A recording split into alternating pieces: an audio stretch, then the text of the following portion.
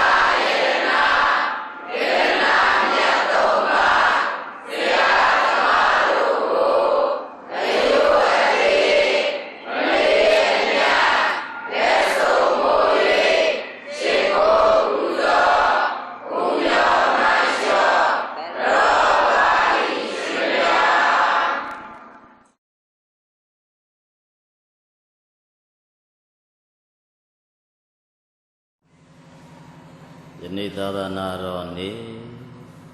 Natongaya Naza Konakune Koza Dagari Tondoya Konasa Chakune Kasong Laza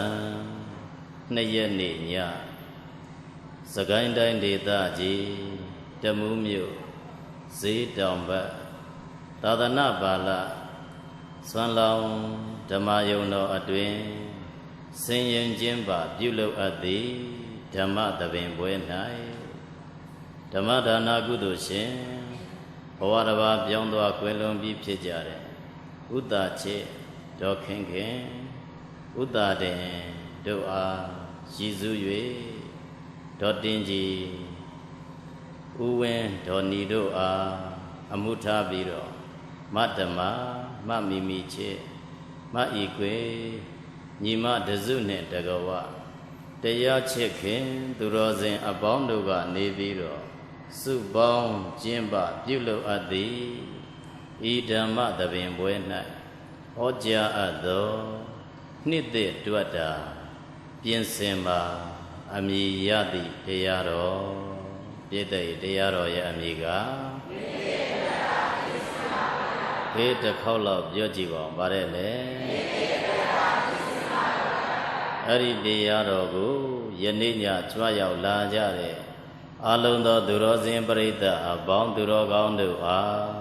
Hopio, Piata, Tinja Bima Chipare, Dajan Deyarogu, Mahojami, Yarana Mia Domaru, Shikujaya, Linga Limia Subireka, Dudurozim Yaga, Dongopsi, Libiro, Sujaya. Buddha Gonyi Saimadi Yongji Miano Lasomo Shikoba Ipaya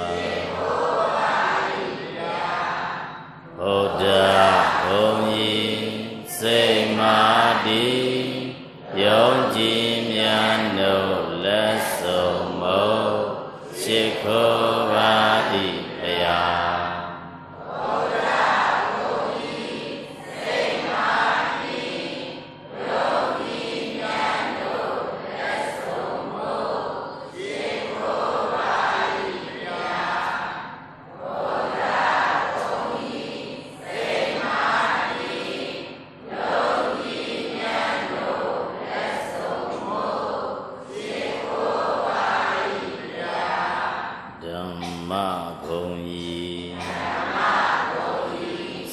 Saimadi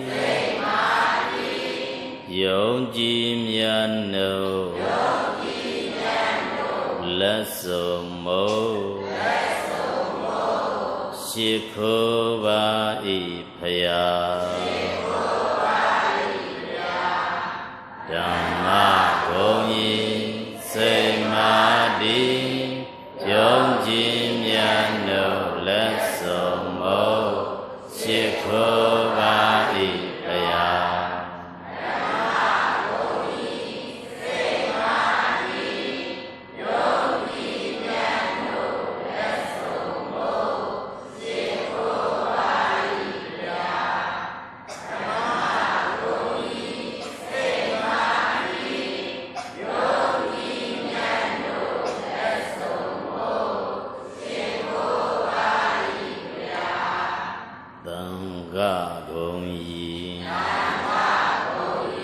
Samadhi Yong Jin Nhan No Let Song Mo Shikho Ba I Phaya Tanga Gongyi Samadhi Yong Jin Nhan No Let Song Mo Shikho Ba I Phaya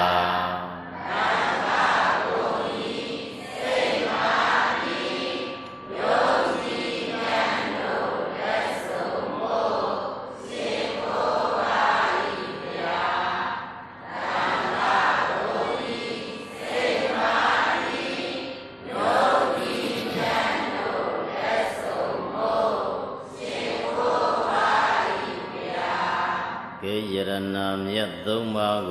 Shikho Bide Now Uzenoya Hobyo Pyata Tinja Mugu Satin Jabazu Teyaro Ye Amiga Pita Imbarele Nite Dwada Yinsemba Arideya Gongzi Ye Auma Doduro Zendo A Panachelo Hobyo Pyata Tinja Bimale Lusoye Subong Lija Timbime Panacha Erariga Bale Bioye Nambati Nyapaya I Dadada Owada Tumba Parele No number nigga Jibwa Jong Dea Chauba Parele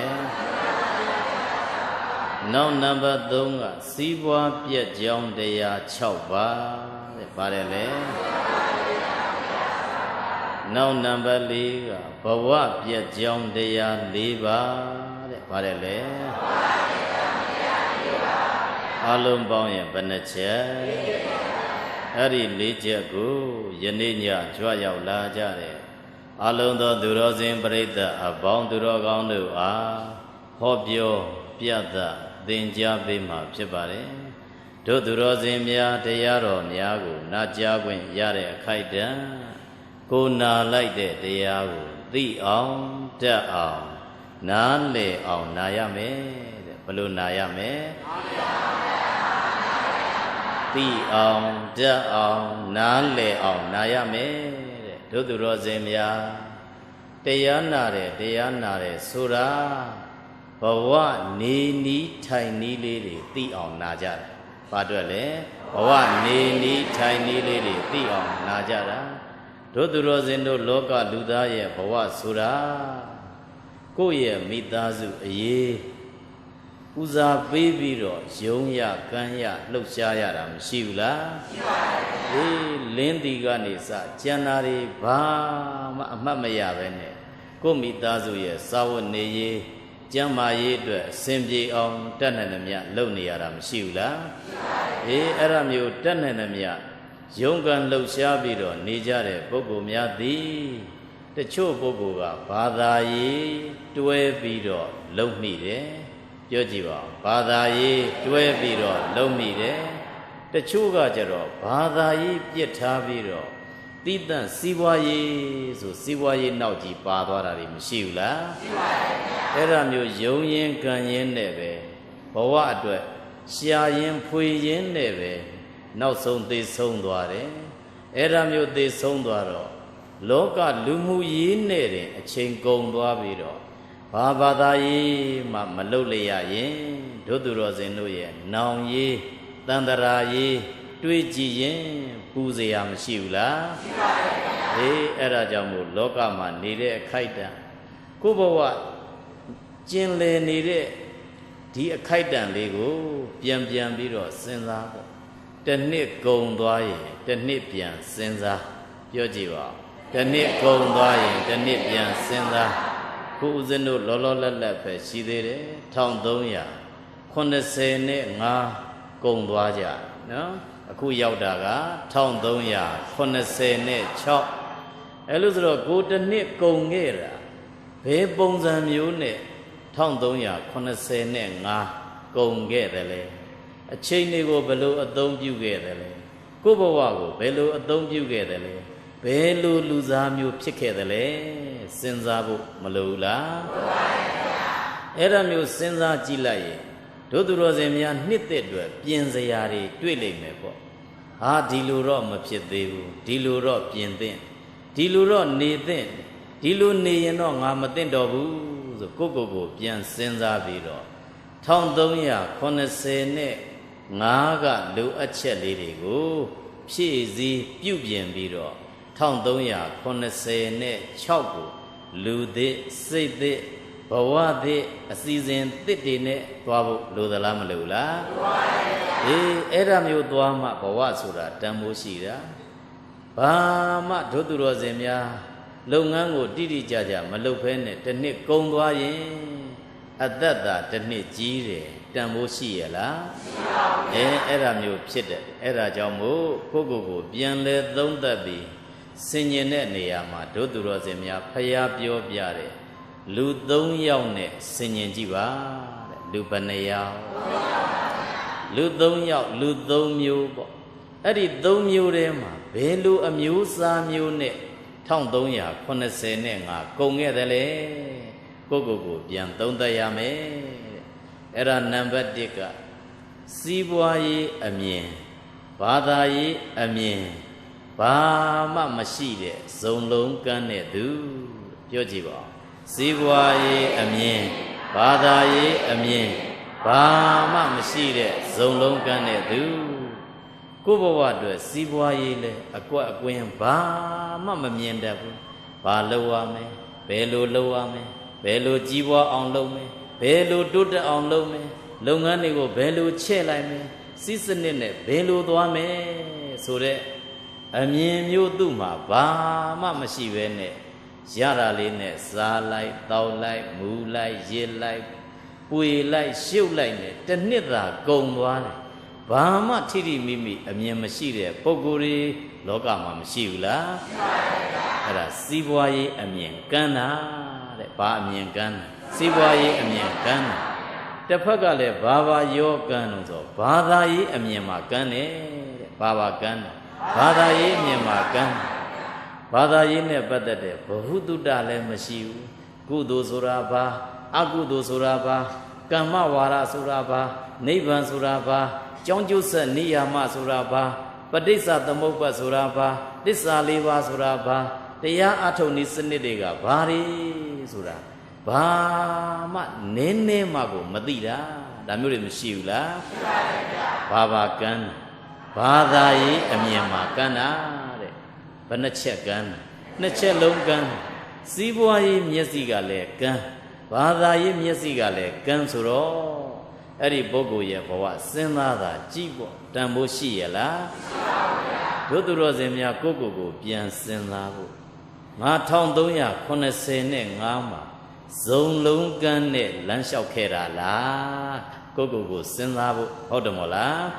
အဲ့ဒါကြောင့်မို့နံပါတ်1ကစီးပွားရေးအမြင်ဘာသာရေးအမြင်နှစ်ခုလုံးကန်းနဲ့ဇုံလုံးကန်းနဲ့သူတဲ့နောက်နံပါတ်2ကျတော့စီးပွားရေးအမြင်တော့ရှိပြီးတော့ဘာသာရေးအမြင်ကန်းတဲ့သူပြောကြည့်ပါစီးပွားရေးအမြင်တော့ရှိပြီးတော့ဘာသာရေးအမြင်ကန်းတဲ့သူစီးပွားရေးအမြင်ကတော့အမြဲတမ်းတက်ကြွခေါ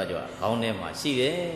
ဘာပြီးဘာလုပ်မယ်ဘာပြီးဘာလုပ်မယ်ဘာပြီးဘာလုပ်မယ်ဘယ်လုပ်ငန်းကိုလုပ်မယ်ပြီးရင်ဘယ်လိုချဲ့ထွင်မယ်ဘယ်လိုလုပ်မယ်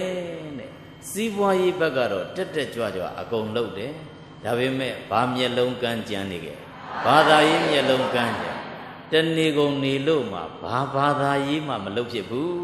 နော်ဖျားလေးကိုထိုင်ဝစ်ပြီးတော့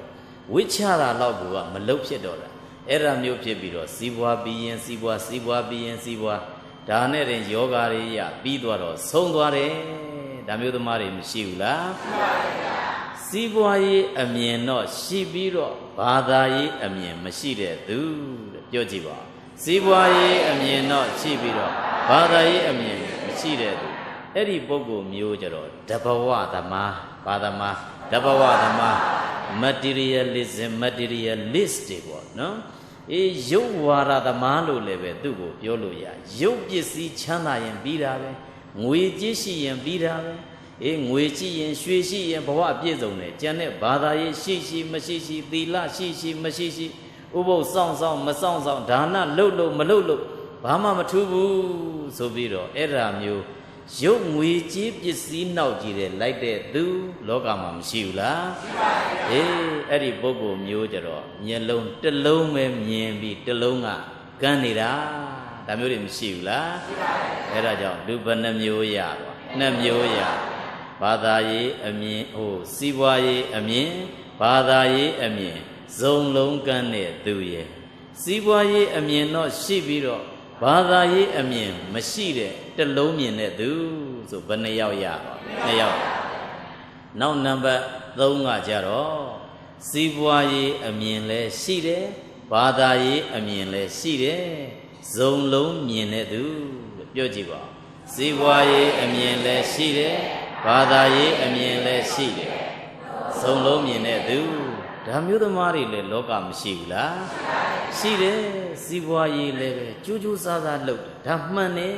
တို့သူတော်စင်များငယ်တုန်းမှာစီးပွားရှာဖို့လိုသလားမလိုလားအေးအသက်ရွယ်ကြီးရင်စီးပွားရှာဖို့ဆိုတာဝေးကိုထိုင်ရာကထတာတောင်မနေထရတယ်ပင်ပန်းစီးပွားရေးလုပ်ဖို့ဆိုတာလွယ်ရဲ့လားအဲ့ဒါကြောင့်မို့ငယ်စဉ်မှာကြနာစီးပွားရှာဖို့မလိုဘူးလား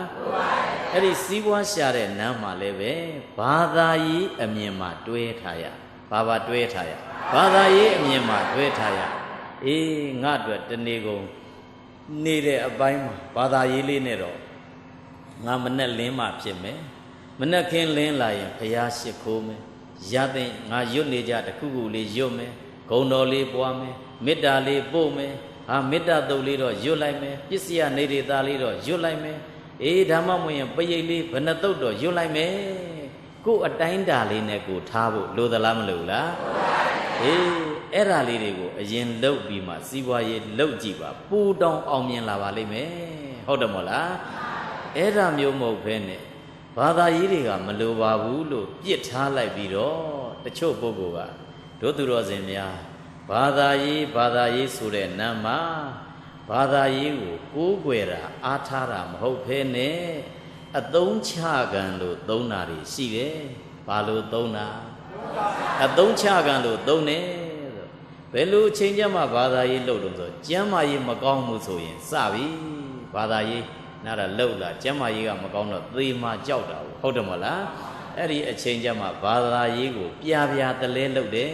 ဒါမျိုးတွေမရှိဘူးလားရှိပါဘူးအဲ့ဒါမျိုးလေးလှုပ်လိုက်လို့တစ်ဖက်ကလည်းဆေးတွေကလည်းပဲတောက်လိုက်လို့ယောဂပျောက်သွားရင်တတိပြန်ကောင်းသွားတယ်မလှုပ်လဲဘာမှမထူးပါဘူးဒါမျိုးပြန်ဖြစ်သွားပြီတော့ကိုယ်ထိလာပြီဆိုမှဘာသာရေးကောက်လှုပ်တယ်ဒါမျိုးတွေမရှိဘူးလားရှိပါဘူးအေးအန္တရာယ်ကြုံပြီဆိုတော့ရွတ်ပြီးဣတိပိသောဘဂဝါတွေနော်တန်းစီပြီးတော့အဲ့ဒါကြတော့မနေမနာကိုတွန်းပြီးတော့ဘာသာရေးလှုပ်တယ်အန္တရာယ်လေးလဲလွတ်သွားရောမေ့သွားပြန်ရောဒါမျိုးသမားတွေမရှိဘူးလားရှိပါဘူးတစ်ခါတလေစီးပွားရေးကြလို့ဘာသာရေးလှုပ်မိတယ်တစ်ခါတလေကလေးနေမကောင်းလို့ဘာသာရေးလှုပ်မိတယ်တခါတလေမိသားစုအစင်မပြေမှဘာထလှုပ်လဲဘာသာရေးလှုပ်တယ်ဒါကြတော့ကိုးကွယ်အားထားတာမဟုတ်ဘူးအသုံးချကံပစ္စည်းလို့လှုပ်နေတာဘာလို့လှုပ်တာအသုံးချကံပစ္စည်းလို့လှုပ်အဲ့ဒါမျိုးဆိုရင်ဘာသာရေးဟာထိမိဖြစ်ဖို့လွယ်ရဲ့လားမလွယ်ဘူးပြစ်ထားလိုက်ရင်လည်းတမျိုးတစ်ခေါ်ပြစ်ထားလိုက်တယ်သုံးညင်မြန်တော့လည်းပဲထမင်းတွေပါမစားတော့ဘဲနဲ့တွန်းပြီးအားထုတ်တယ်ဒါမျိုးတွေမရှိဘူးလားအေးတို့သူတော်စင်များအဲ့ဒါမျိုးကြီးမဟုတ်ဘဲနဲ့စီးပွားရေးအမြင်လဲရှိရမယ်ဘာသာရေးအမြင်လဲရှိပြီးတော့ Namulo to the put lure, Panamu to the put. Eri Namu Maleve, a chiganga, Siwai Akamu lure, Pa Akamu lu, Siwai Akamu lure, Era Jamu, Nayuere, Chinglima, Pinya Jajanana, then a low be so yen leve, Pibi Pinya Juzabo, Malula, who low me, Kune, Madana Lulu, who are low in Konde Camero, Malulu. Who are low in Palupshido Malulu, Eramu, Yuyen, a Yuerida Giduare, Tirimimi, Basiwayima, Lomataye, Badayi Lopu, Loyela, Badayi Ubamabian, get the Yazakan, the Ya Atometa, Kuga Bobi, the Ya Atochin, Time Gumi Dazuma, Sazia, Mashibu Soyen, Poma de Ya Atoyenele, Dodurozemia, Tamin Juyen, Indian Mayani Lime. Nagaro, the Yasakan, Taminza, Nida, Mane, Nazani, Naya Galidi, Naya Liao Jane, Naya Galidi, a Sima Piela, Pian Duyene, Taina Tiny, Yogaro, the Yasakama, Nampita Siga, Indian Yauni, Damu Mari Mashula, E Eradi, Pamadown Denlule, Siwaye Madown Denlu. Era John, Dodurozemia, Siwaye, down demo, Dodala Malula. Oh, Siwaye down den lion. Dana Lochanala, Dodurozemia, Loque Madaula, Tade. Get going, Lego, Dada Nana, Nejene, Nilumayaula. Eh, the Chaja Bime, Tata Yayali, Neme, going Oleve. Now go ye, music Shini. Go ye, not develop new generation. Music the Shini, Eribogo. To get educated person, learned person, they pay off. Pinya Jati Pay on Lobilo, Mayaula, Pashimale, Siwaye Shima, Goma Machine, Turuba Dada Mirega, Semi on them Benile, Goma, Ba, Maloma Benam, Kogalego, Chita Vedide, Janet Tujo, to get outstanding person pay on, Bama Loma Benai, at the Yuri, Gidway, Dolo Yadila, Mayaro, Era Jamo, Dodurozemia, Neroma, waste time Lobane. A chain Mapione, Bamapione, Siwaye, let your dinner Josabo, Malula, Lure, Erajamo, Pound like Lucian, Ludomio, Lubanamio, Siwaye, Amienle, Machi, Badaye, Amienle, Machi, Zolong Gane, do Siwaye, Amien not sheede, Badaye, Amien Machide, the low Miare, do Siwaye, Amienle, she, Badaye, Amienle, she. Zonlo Miare, do Lubanamio Dodurozemia, Pivi, Lipima, Senzaji, Gobawa, Didomune, Nga Bere Yauni the Le, Nga Bere Yauni the Le, Gogo, Senzabiro, Tondoya Conesene, Nga, Gojo Chekera, Pianle Senza, Senzabiro, Lu Ache Shien, Tondoya Conesene, Choma. Piemian Senzene, Shaulamu, Lodalama Lula, Erama Dolumio, Jiwa to the Mabo, Hodamola, Bama, say Tema Matavene, Pietalu,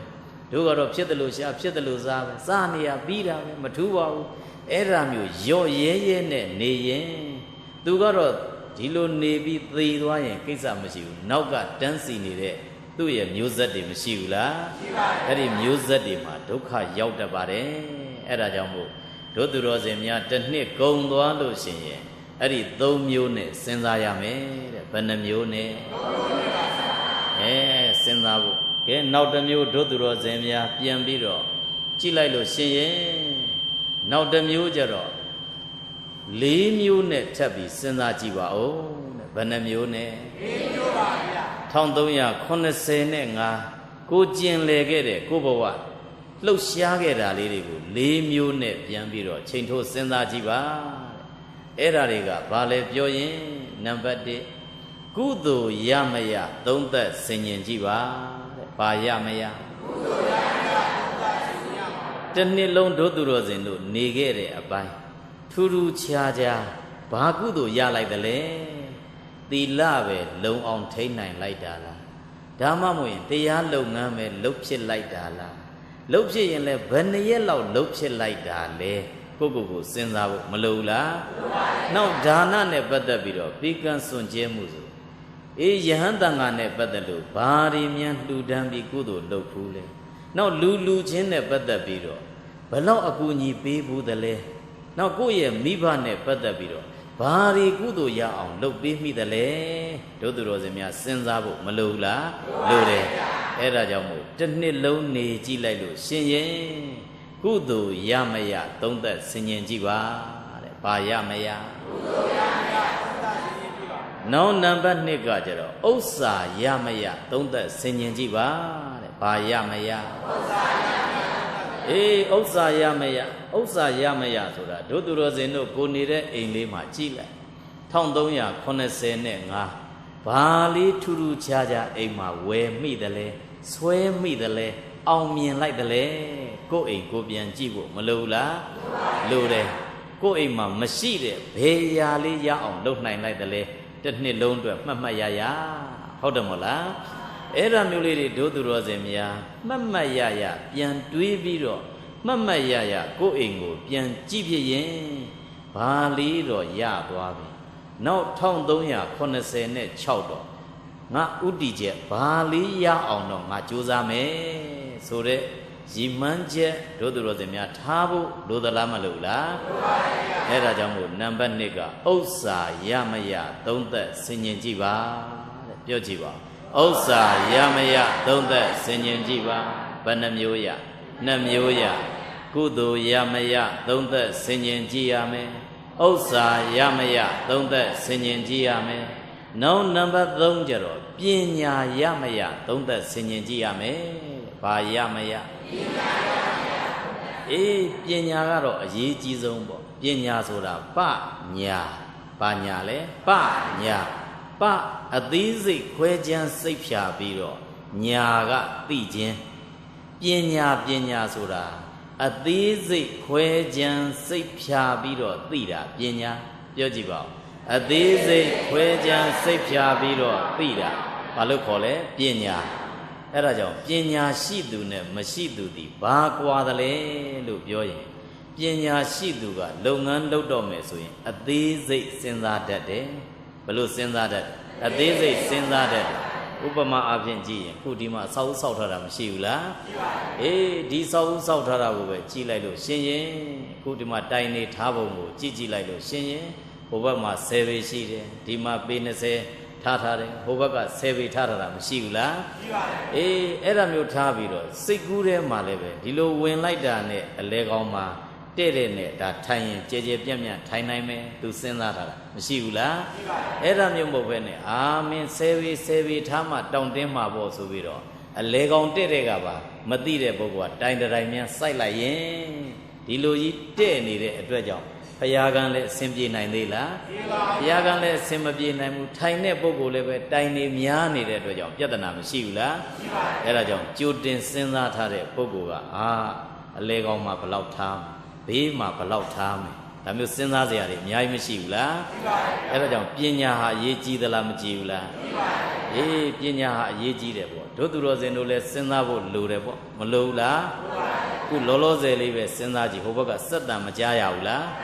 and the Senazia Viola, Hola, no? A bit Biora Mohobu, a good divaga, certain she needed Dredger, Uzendo, the Yahore Kajaro, Napet Senania, I see. The Yabaga Adanga Demu, Hobaga Danga Demu Pianam, Shula, the Gelumia, D. Adam Masive, Nedaswe, the Yadita Combosia, John Sive, Hodamola, Tatane, Ayone, Pobiro, Yoluya, Hobaga than Twanam, Shula, Pienya Sura, Pa, Nya, a daisy Senajin, Barele, a daisy Senajin, a daisy, Lijin, Pienya local, Hodamola. Era Jamu, Tenearimo, Dodrozimia, Nearaima, Sendaya. Kudadami Somaro Mesone, Pinyane, Senavo, Malula, Pinyane, Somavo, Lure, Soma Madelu, choose Vejucha, the Dora, Mishula, Soma Madade, Dweja.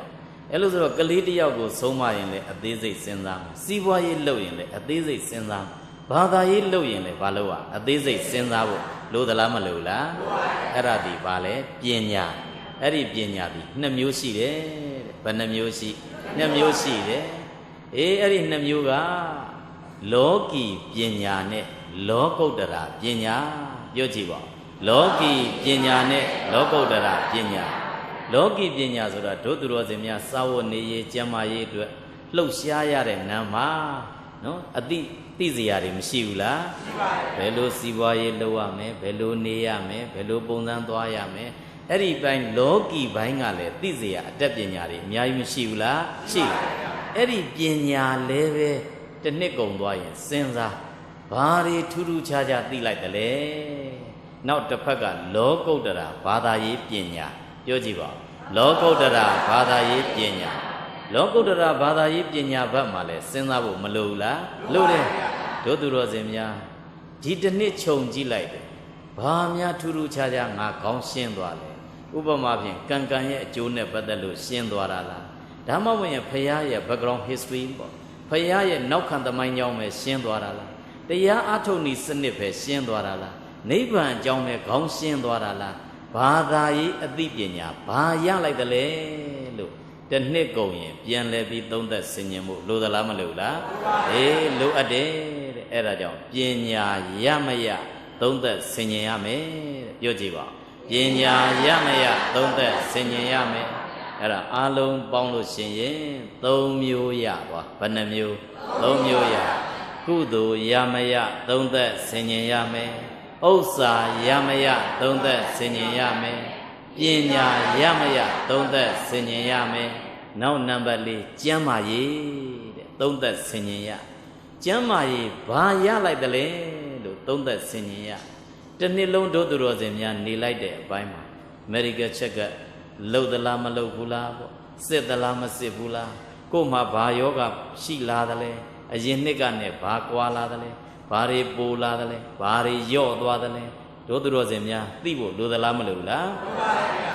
အေးအဲ့ဒီထဲမှာအခြေခံကျန်းမာရေးတွေဥပမာဖြင့်ကိုလက်စထရောအားမျိုးတက်လာတာမျိုးပေါ့အဲ့ဒါမျိုးအဆီတွေတက်လာပြီဆိုရင်စဉ်းစားစရာတွေပေါ့ဟုတ်တယ်မလားစဉ်းစားစရာတွေအများကြီးရှိလာတယ်အဆီတက်လာရင်နောက်ကသွေးတိုးနဲ့ရောလာတာမရှိဘူးလားရှိပါတယ်နောက်ဒီဘက်ကအသေးဘက်ကိုသွားပြီးတော့အဆီဖုံးတာတွေသွားနိုင်စရာတွေရှိတယ်ဒါဆိုရင်ကြီးကြီးမားမားယောဂဖြစ်ဖို့အတွက်တရေတဲနေတဲ့သဘောပဲအဲ့ဒါကြောင့်မို့ဒီလူတွေကိုမှရှိမရှိစစ်ဆေးဖို့လိုသလားမလိုလားအေးအဲ့ဒီထဲမှာကြီးကြီးမားမားယောဂမျိုးကြီးတွေပေါ့ဥပမာဖြင့် diabetes မျိုးဟုတ်လားနော်စီးကြိုသွေးကြိုမျိုးရှိမရှိနောက်ကိုသွေးတိုးရှိမရှိနှလုံးရှိမရှိအဲ့ဒါတွေဒီတစ်မျိုးရှိလိုက်ရင်နောက်က၄၅မျိုးလောက်အကုန်တန်းစီသွားတော့တာပဲအဲ့ဒါကြောင့်မို့တစ်နှစ်ကုန်သွားရင်ကျမ်းမာရေးဘာရလိုက်တယ်လဲလို့သုံးသက်ဆင်ញင်ရမယ်အဲ့ဒါမျိုးဆင်ញင်မှုမရှိဘဲနဲ့ကိုယ့်ဘဝကိုနေရင်ကျမ်းမာရေးဖြစ်ပြီဆိုရင်အကုန်ပုံကျသွားတာမရှိဘူးလားရှိပါဘူးအဲ့ဒါမျိုးပုံကျသွားရင်ရှိစုမဲစုအကုန်တော့တာပဲဟုတ်တယ်မလားအဲ့ဒါကြောင့်မို့တစ်နှစ်ကုန်သွားလို့ရှင်ရင်၄မျိုးနဲ့သုံးသက်ဆင်ញင်ကြည့်ပါတဲ့ဘယ်နှမျိုးနဲ့ကဲပြောကြည့်ပါဦးပါတယ်လေကုသိုလ်ရမရသုံးသက်ဆင်ញင်ကြည့်ရမယ်ဥစ္စာရမရသုံးသက်ဆင်ញင်ကြည့်ရမယ်ပညာရမရသုံးသက်ဆင်ញင်ကြည့်ရမယ်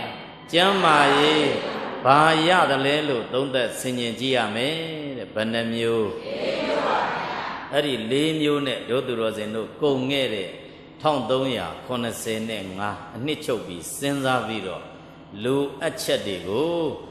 1386နှစ်တည်းတွက်တာပြင်ဆင်မှုလိုသလားမလိုဘူးလားလိုပါဗျာအဲ့ဒီ၄မျိုးနဲ့တို့သူတော်စင်များစဉ်းစားကြည့်လိုက်လို့ကုသိုလ်လည်းရတယ်ဥစ္စာလည်းရတယ်ပညာလည်းရလိုက်တယ်ကျမ်းမာရေးလည်းစောင့်ရှောက်နိုင်လိုက်တယ်ဆိုရင်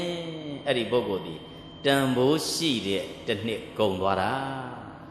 ဘယ်လိုလဲတန်ဖိုးရှိတဲ့တစ်နှစ်ကုန်သွားတာတန်ဖိုးရှိနဲ့တစ်နှစ်ကုန်သွားတာဟုတ်တယ်မလားအဲ့ဒါမျိုးမဟုတ်ဘဲနဲ့ဘာကုသိုလ်မှလည်းမရလိုက်ဘာဥစ္စာမှလည်းမရလိုက်ဘာပညာမှလည်းမရလိုက်ဘာကျမ်းမာရေးမှလည်းမစောင့်ရှောက်နိုင်မဲနဲ့တစ်နှစ်ကုန်သွားရင်တန်ဖိုးမဲ့တဲ့တစ်နှစ်ဘာတစ်နှစ်လဲတန်ဖိုးမဲ့တဲ့တစ်နှစ်အဲ့ဒါကြောင့်သူရောကိုရောစဉ်းစားဖို့လိုသလားမလိုလားအေးသူရောကိုရောသုံးသပ်ဖို့ဆင်ញင်မှုဥစဉ်တို့ဘဝတွေလည်းဆင်ញင်နေရတာမရှိဘူးလားအေးဥစဉ်တို့လည်းဘုန်းကြီးဝတ်ထားရုံနဲ့ပြီးရလားမပြီးဘူးဥစဉ်တို့လည်းကိုယ့်ဘဝရှေ့ရေးတွေအတွက်အကုန်တွေးနေရတာရှိတယ်ဘာသာရေးငါ ဘာသာရေးတာဝန်လုံမဲ့ဆိုပြီးဘုန်းကြီးဝတ်ထားပြီးသာသနာတာဝန်ငါဘာလုံမိတယ်လဲဘာထိထိမိမိလုံပေးနိုင်ခဲ့တယ်လဲတနစ်ကုံသွားပြန်စဉ်းစားဖို့မလိုလားအေးလိုနေတာတွေရှိရင်1386မှာဦးဇင်းတို့လည်းပြင်ဆင်ဖို့ဟုတ်တယ်မလားအဲ့ဒါကြောင့်မို့1386စလိုက်တာနဲ့ဘဝလေးဟာထူးထူးခြားခြားလေးနဲ့စတာထွက်ရင်ကောင်းတယ်ပေါ့နော်ကိုဘဝလေးနဲ့ကိုပေါ့ကိုဦးဇင်းတို့ကျောင်းကိုပဲကြည့်ကြပေါ့ဦးဇင်းကျောင်းကတန်ခါ400ကျော်ရှိနော်တန်ခါ400ကျော်ကိုရင်လေးတွေကြီးတယ်မွေးထားတာရှိကိုရင်လေးတွေကိုမွေးထားတော့အခုတန်ခါတစ်လက်ခံထားတာဘယ်နေ့ကစပြီးတော့နော်ဒီကိုရင်အစ်စ်လေးတွေကျောင်းမှာဝင်ခွင့်စာမိုးပဲဖြည့်ပြီးမှအောင်မဦးစင်းကျောင်းကနေခွင့်ရနော်အဲ့လိုဆိုတော့အဲ့ဒီကိုရင်လေးတွေရောက်လာကြတော့လာဖြည့်ကြတာ160လောက်လာဖြည့်တယ်အဲ့ဒီထဲမှာအောင်နာက80ကျော်လောက်ဆို80နဲ့5ပါးဒီနေ့အစ်စ်ခေါ်ထားတာရှိအဲ့ဒါဘယ်နေ့မှကျင်းပတော့ဆိုတော့နှစ်ဆန်း9ရက်နေ့ဘယ်နှစ်ရက်နေ့နှစ်ဆန်း9ရက်နေ့တကြံကြပြီး9ရက်ပြောကြည့်ပါတကြံကြပြီး9ရက်ဘာလို့အဲ့ဒီရက်ကိုရွေးထားတာလဲလို့ပြောရင်ကိုယ့်ဘဝကိုပြန်ပြီးတော့ဆင်ញင်သုံးသပ်နိုင်အောင်လို့နော်ငါဒီတစ်နှစ်ထူးထူးခြားခြားစတာထွက်တယ်သာသနာမှာအားကိုးရမယ်စာတက်ပေတက်ပုဂ္ဂိုလ်များပေါ်ထွက်ရေးအတွက်85ပါးဒီနှစ်အသက်ငါလက်ခံပြီးတော့သွားမယ်ဆိုပြီးတော့စပြီးတော့နှစ်သက်ကိုလူသက်စိတ်သက်အာမန်သက်နဲ့ချီတက်ရတာတွေမရှိဘူးလားရှိပါဘူးဒါကဥစဉ်တို့ဘဝတွေအတွက်ပြောတယ်ဟုတ်တယ်မို့လားတို့သူတို့စဉ်တို့ဘဝအတွက်လည်းစဉ်းစားစရာတွေအများကြီးမရှိဘူးလားရှိပါဘူးစဉ်းစားရမယ်စဉ်းစားတဲ့အတိုင်းလဲအကောင့်ထဲပေါ်ရစဉ်းစားပြီးဘာမှအကောင့်ထဲမပေါ်ရင်လေသမားဖြစ်သွားတယ်ဘာသမားဖြစ်လေသမားဖြစ်သွားကြားရင်လူအယုံကြည်ပါမရှိတော့ဒီကောင်လေသမားပြောရင်တော့လေကတော့တော်တော်ကြီးတယ်ဘာမှအကောင့်ထဲပေါ်နိုင်တာမဟုတ်ဘူးဘာမှတိတိကျကျလောက်တာမဟုတ်ဘူးဒီလိုဖြစ်သွားတယ်အဲ့ဒါကြောင့်မို့ကိုယ့်ဘဝကိုစီးနဲ့စနစ်နဲ့ပလန်ချဖို့လိုသလားမလိုလားအစီအစဉ်တွေချမှတ်ပြီးတော့1380နဲ့တို့သူတော်စင်များ6ကိုပြင်ဆင်ပြီးတော့ခြိတက်ကြဖို့လိုသလားမလိုလားပြင်ဆင်ပြီးတော့သွားမယ်အဲ့ဒီပုဂ္ဂိုလ်များသည်တို့သူတော်စင်များကိုယ့်ဘဝကိုစနစ်တကျနဲ့သွားမယ်ဆိုရင်ဖရာရဲ့စကားလေးတွေဒီကိုယ့်ဘဝလှုပ်ရှားတိုင်းမှာအာကိုးစရာလေးတွေရလာတယ်ခုဒီမှာလည်းပဲတို့သူတော်စင်တို့ကိုအဲ့ဒါမျိုးအာကိုးစရာဖရာပြောထားတဲ့စကားတိတိကျကျလေးတွေကိုတို့သူတော်စင်များမှတ်သားစေခြင်းနဲ့ပေါ့မှတ်သားထားပြီးတော့အဲ့ဒီဩဝါဒလေးတွေနဲ့စကားလေးတွေနဲ့အညီနေရင်ဖရာကိုလည်းပူဇော်ပြီးသားကိုယ့်ကိုယ်လည်းကာကွယ်ပြီးသားပြောကြည့်ပါဖရာကိုလည်းပူဇော်ပြီးသားကိုယ့်ကိုယ်လည်းကာကွယ်ပြီးသားဘာတွေကာကွယ်တယ်လဲပြောတော့အန္တရာယ်တွေကိုလည်းကာကွယ်တယ်နောက်ဘဝအတွက်နှိမ့်ကြမသွားအောင်လည်းကာကွယ်ပြီးသားဖြစ်တယ်အဲ့ဒါကြောင့်ဒီနေရာမှာတို့သူတော်စင်များတသက်တာလုံးလိုက်နာကျင့်သုံးသင့်တဲ့ဩဝါဒဘုရားပြောထားတာ၃ခွန်းရှိတယ်တဲ့ဘယ်နှခွန်း၃ခွန်းရှိနံပါတ်1ကမာဝောခဏံဝိရာဒေထအခွင့်ကောင်းတွေကိုလက်လွတ်ဆုံးရှုံးမခံပါနဲ့ပြောကြည့်ပါအခွင့်ကောင်းတွေကိုလက်လွတ်ဆုံးရှုံးမခံပါနဲ့ပြောကြည့်ပါဘာလဲလဲအခွင့်ကောင်းတွေကိုလက်လွတ်ဆုံးရှုံးမခံပါနဲ့အခွင့်ကောင်းဆိုတာကပညာသင်ခွင့်နေရှိတယ်စီးပွားလုပ်ခွင့်နေမရှိဘူးလားရှိပါဘူးကုသိုလ်ပြုခွင့်နေမရှိဘူးလားရှိပါဘူးဘာသာရေးလုပ်ခွင့်နေမိဘကိုပြုစုခွင့်နေမရှိဘူးလားရှိပါဘူးကိုလူမျိုးကိုညှစ်တင်ခွင့်နေပေါ်လာတာတွေမရှိဘူးလားရှိပါဘူးဘာသာသာသနာကိုညှစ်တင်ခွင့်နေပေါ်လာတာမရှိဘူးလားရှိပါဘူးအဲ့ဒီအခွင့်အလမ်းတွေပေါ်လာရင်တို့သူတော်စင်များဝေဝေဝါဝါနဲ့ကြံမနေခဲ့စေနဲ့ဟုတ်တယ်မဟုတ်လားပညာသင်ခွင့်ရတော့မှတကယ်ပညာသင်ဖို့လိုတယ်ဟုတ်တယ်မဟုတ်လားတကယ်ကြကြနနပညာသင်ဖို့လိုတယ်ဥစ္စာရှားပြီဆိုရင်လည်းတကယ်ရှားဖို့လိုသလားမလိုလားပြီးပြီးရောလုံးမယ်အချိန်သာကုန်သွားအလကားဖြစ်တယ်အဲ့ဒါမျိုးတွေမဟုတ်ဘဲနဲ့စီးပွားရှားလဲကြကြနနလက်ကြောတင်းတင်းလောက်ရဘာသာရေးလုပ်ပြီဆိုရင်လည်းကြည်ကောင်းအောင်မြင်ကောင်းအောင်လုပ်တာမဟုတ်ဘဲနဲ့စိတ်ပါလက်ပါဘာသာရေးဖြစ်ဖို့လိုသလားမလိုလားဥပမာအဖြစ်ဖယားရှိခိုးခွင့်လို့ခွင့်ရလို့ဖ ဖះရှိခိုးပြီဆိုရင်လေစိတ်ပါလက်ပါအာရပါရရှိခိုးဖို့မလိုဘူးလားအေးအာရပါရရှိခိုးမယ်ကိုရတာလေးတွေနဲ့နော်အေးပြီးရောလှုပ်တဲ့ပုဂ္ဂိုလ်ဒီဘယ်တော့မှအောင်မြင်ပုဂ္ဂိုလ်မဖြစ်နိုင်ဘူးပညာလည်းမဖြစ်နိုင်ဘူးစီးပွားလည်းမဖြစ်နိုင်ဘူးဘာသာရေးမှလည်းအထွတ်ထိပ်ရောက်နိုင်ရလားအေးအဲ့ဒါကြောင့်မို့ဘဝရဲဆိုတာကလူရောဘုံကြီးရောအခုလောကကြီးရှင်ပြေးခိုင်းတာဟုတ်တယ်မို့လားဦးဇင်းတို့အသက်ရွယ်တွေမှာလည်းအများကြီးရှိတယ်ဒုသူတော်စင်တို့နဲ့ရွယ်သူတွေလည်းအများကြီးမရှိဘူးလားရှိပါဘူးအေးကိုနဲ့အတူကြောင်းစတက်ခဲ့တဲ့ပုဂ္ဂိုလ်တွေလည်းမရှိဘူးလားရှိပါဘူးအေးလောကကြီးတွေကိုချပေးလိုက်တာပဲမင်းဘလောက်စွမ်းတယ်လဲပြေးထားမင်းဘလောက်စွမ်းတယ်လဲပြေးထားမင်းလောကအတွက်သမိုင်းကြံအောင်ဘာလုပ်နိုင်တယ်လဲလုပ်ထားမင်းလည်းပဲသမိုင်းဘာကြံအောင်လုပ်နိုင်တယ်လဲလုပ်ထားဆိုပြီးတော့လောကကြီးကိုဦးဇင်းတို့ဒန်းတူကြီးတို့အခွင့်အရေးပေးပြီးအခုပြေးခိုင်းနေတာမရှိဘူးလားရှိပါဘူးအေးပြေးခွင့်သာတော့ဘာလို့ပြေးထားရမယ်ပြေးခွင့်သာရဲ့နဲ့ငုတ်တုတ်ထိုင်နေရှေ့မရောက်ဘူးဆိုတော့သဘောပေါက်ဖို့လိုသလားမလိုလားလိုတယ်အဲ့ဒါကြောင့်ဘုရားရှင်ကိုရောမြတ်ကအခွင့်ကောင်းတွေကိုလက်လွတ်ဆုံးရှုံးမခံပါနဲ့ပြောကြည့်ပါအခွင့်ကောင်းတွေကိုလက်လွတ်ဆုံးရှုံးမခံပါနဲ့နောက်နံပါတ်2ဩဝါဒခဏတိတာဟိသောစရေအခွင့်ကောင်းလက်လွတ်ဆုံးရှုံးသွားရင်စိုးရိမ်ပူပန်ရတတ်တယ်ပြောကြည့်ပါအခွင့်ကောင်းလက်လွတ်ဆုံးရှုံးသွားရင်စိုးရိမ်ပူပန်ရတတ်တယ်အခွင့်ကောင်းနေလွန်သွားကြော်သွားအချိန်ကြီးကုန်သွားမှနောက်ပြန်စဉ်းစားပြီးတော့ငါအဲ့ဒီအချိန်မှာအဲ့ဒါလုတ်ခွင့်သားတယ်ပညာသင်ခွင့်သားခဲ့တဲ့နဲ့ငါကြနာနာမသင်ခဲ့ဘူးအဲ့ဒီအချိန်မှာငါစီးပွားရေးလုတ်ခွင့်နေသားခဲ့တယ်ငါဘာမှထိထိရောက်ရောက်မလုတ်ခဲ့ရအောင်ဘာသာရေးလုတ်ခွင့်နေငါသားတယ်ငါဘာမှမလုတ်ခဲ့ရဘူးအဲ့ဒါမျိုးဖြစ်ပြီးတော့စိုးရိမ်ပူပန်ရတတ်တယ်တဲ့ပါတယ်လေစိုးရိမ်ပူပန်ရတယ်ဘလောက်စိုးရိမ်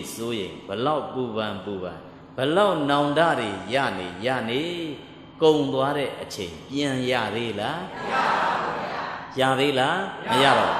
သူလည်းမရကိုလည်းမရတော့အခုတို့သူတော်စင်တို့ကုံခဲ့တဲ့1386ဦးဇင်းတို့သေသည်ထိပြန်ရနိုင်သေးလားမရပါဘူးဗျာဘယ်တော့မှ1385ပြန်မလာတော့ဟုတ်တယ်မို့လား86ပြီးရင်89 88ရှေ့ပဲဆက်သွားလိမ့်မယ်အဲ့ဒါကြောင့်မို့ဘဝကိုလူရောဘုံကြီးရောကြနာနာတန်ဖိုးရှိအောင်နေဖို့လုပ်ငန်းလုပ်ဖို့လိုသလားမလိုလားလိုပါဘူးအေးဦးဇင်းတို့ရန်တန်ကများပြီးတော့လုပ်ငန်းမလုပ်ရင်လေတို့သူတော်စင်များသာသနာမတိုးတက်နိုင်ဘူးတို့သူတော်စင်တို့လူတွေများပြီးတော့ကြနာနာစီးပွားမလုပ်ရင်လည်းပဲစီးပွားဖြစ်ထွန်းသူတွေပေါ်နိုင်ရဲ့လားမပေါ်နိုင်ဘူးပညာသေချာမသိရင်ပညာတက်သူတွေမပေါ်ထွန်းနိုင်ဘူးဘာသာရေးသေချာမလုပ်ရင်သီလရှိသူတမာရီရှိသူပညာရှိသူပေါ်နိုင်ရဲ့လားမပေါ်နိုင်ဘူးအဲ့ဒါကြောင့်မို့တို့သူတော်စင်များအချိန်နေကုန်သွားမှအခွင့်ကောင်းတွေလက်လွတ်ဆုံးရှုံးသွားမှနောင်တပူပန်နေလဲအလကားပါပဲဟုတ်တယ်မလားအဲ့ဒါကြောင့်မို့ဘုရားကဩဝါဒဘယ်နှခွန်းရသွားလဲနှစ်ခွန်းရအခွင့်ကောင်းတွေလက်လွတ်ဆုံးရှုံးမခံပါနဲ့နံပါတ်2ကအခွင့်ကောင်းတွေလက်လွတ်ဆုံးရှုံးသွားရင်စိုးရိမ်ပူပန်ရတတ်တယ်တဲ့ဘယ်နှခွန်းရနောက်နံပါတ်3ကသဒ္ဒတ်ထေဝါယမေယာထအကျိုးရှိမဲ့အလုပ်တွေကိုကြိုးစားအထောက်ပါပြောကြည့်ပါအကျိုးရှိမဲ့အလုပ်တွေကိုကြိုးစားအထောက်ပါကိုယ့်ဘဝအတွက်အကျိုးရှိမဲ့လုပ်ငန်းပြောကြည့်ပါကိုယ့်ဘဝအတွက်အကျိုးရှိမဲ့လုပ်ငန်းဘုရားကအကျိုးရှိမဲ့လုပ်ငန်းလို့ကန့်ထားခြင်းသည်အလုပ်လုပ်တိုင်းကောင်းတာမဟုတ်ဘူးဆိုတာကိုသိစေခြင်းဟုတ်တယ်မို့လားတခါတလေကိုယ့်ဘဝကိုပြန်တတ်တာတွေမရှိဘူးလားရှိပါဗျာမြင့်နေရဲ့နဲ့မကောင်းတာလုပ်ပြီးတော့အောက်နှိမ်သွားအောင်လုပ်တယ်ကိုကျင်တရားကောင်းနေရဲ့နဲ့ဖောက်ပြန်သွားတယ်ဒါမျိုးတွေမရှိဘူးလားရှိပါဘဝအစဉ်တန်းမြင့်နေရဲ့နဲ့မကောင်းတာလုပ်ပြီးအောက်ခုန်ချတယ်ဒါမျိုးတွေမရှိဘူးလားရှိပါမလုပ်တဲ့နာတွေလုပ်ပြီးတော့ဂုံသိက္ခာဘဝအေးဒုက္ခရောက်ရတဲ့သူတွေလောကမှာမရှိဘူးလားရှိပါအဲ့ဒါကြောင့်မို့အလုတ်ကလည်းပဲလှုပ်တိုင်းကောင်းတာတော့မဟုတ်ဘူးဖျားပြောတဲ့သဒ္ဒတ်ထေဝါယမေယာထအကျိုးရှိမဲ့အလုပ်ကိုဘာလုပ်ရမလဲကြိုးစားလုပ်ကန်ရမယ်အရေးကြီးသလားမကြည့်ဘူးလားအဲ့ဒါဒီတရားနာတော့နဲ့သိရမှာလည်းမဟုတ်ဘူး မနှက်ပြန်ရင်သိရမှာလဲမဟုတ်ဘူးမသိမချင်းခေါင်းနဲ့ထည့်ထားရမယ်စကားဟုတ်တယ်မလားအခွင့်ခေါင်းတွေကိုလက်လွတ်ဆုံးရှုံးမခံပါနဲ့အခွင့်ကောင်းတွေလက်လွတ်ဆုံးရှုံးသွားရင်စိုးရိမ်ပူပန်ရတတ်တယ်အကျိုးရှိမဲ့အလုပ်တွေကိုကြိုးစားအားထုတ်ရမယ်ဘယ်နှခွန်းလဲ3ခွန်းမှတ်မိရလားအေးတရားကလည်းမှတ်မိမှအရသာပါတာမမှတ်မိရင်ဘလောက်ထိုင်ဘာမှမရဟုတ်တယ်မို့လားအဲ့ဒါကြောင့်မို့တရားတပွဲရှိရင်ကြနာနာနာဆိုတဲ့အပိုင်းမှာလဲတကယ်ကြနာနာဆိုရင်တော့ဦးဇင်းတို့အောက်မှာရေးထားတာလေးရှိတယ်မှတ်ချက်တဲ့မှတ်သားနိုင်ရန်စာအုပ်နဲ့ဘောပင်ယူခဲ့ပါ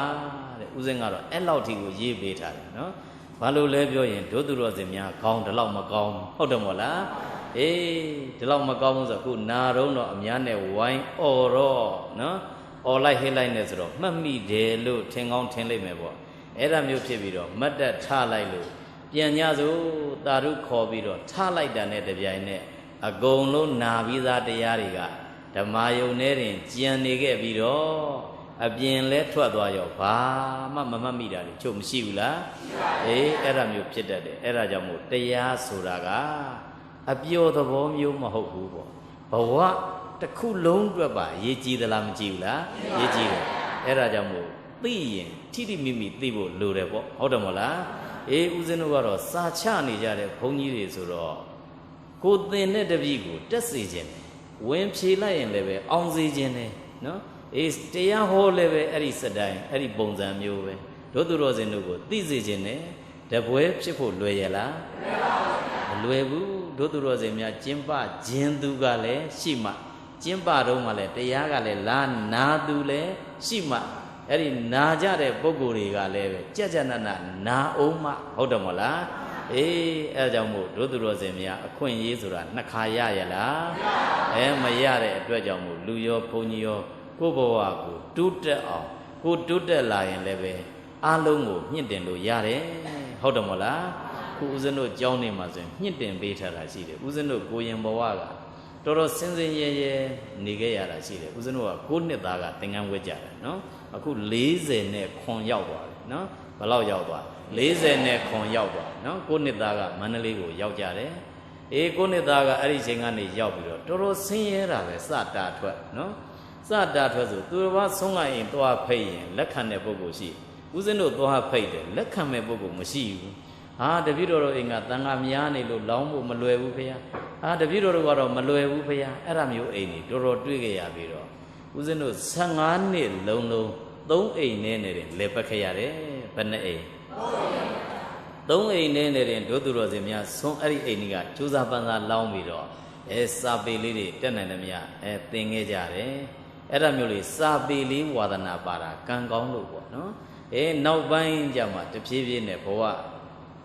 သူတစ်ပါးတွေလှူကြတန်းကြတဲ့ပုံကိုယ်တွေများလာတော့ဦးဇင်းတို့ကလူအချက်တွေကိုဦးဇင်းကျောင်းမှာအကုန်ဖြည့်ဆည်းပေးထားတယ်ဦးဇင်းကျောင်းကဝင်လာတာနဲ့တပြိုင်နက်အကုန်လုံးကိုသင်္ကန်းတပိတ်ပရိခရာသင်ပေးမဲ့စာအုပ်စာတမ်းသူတို့ဘဝအတွက်အဝိရှော်တာကစသူတို့ကိုယ်တိုင်လက်နဲ့မလျှော်အောင်စက်တွေလုပ်ပေးထားတယ်အဲ့ဒါမျိုးလေးတွေကြနာနာထူထောင်ပေးထားတယ်နောက်ဦးဇင်းတို့စာချဘုန်းကြီးမှာဘာမှမရှိဘဲနဲ့ဒီတိုင်းပို့ချခဲ့ရတယ်ခုဦးဇင်းရဲ့ကျောင်းတွေကဆိုရင်အပြည့်စုံလုပ်ပေးထားတယ်တပါး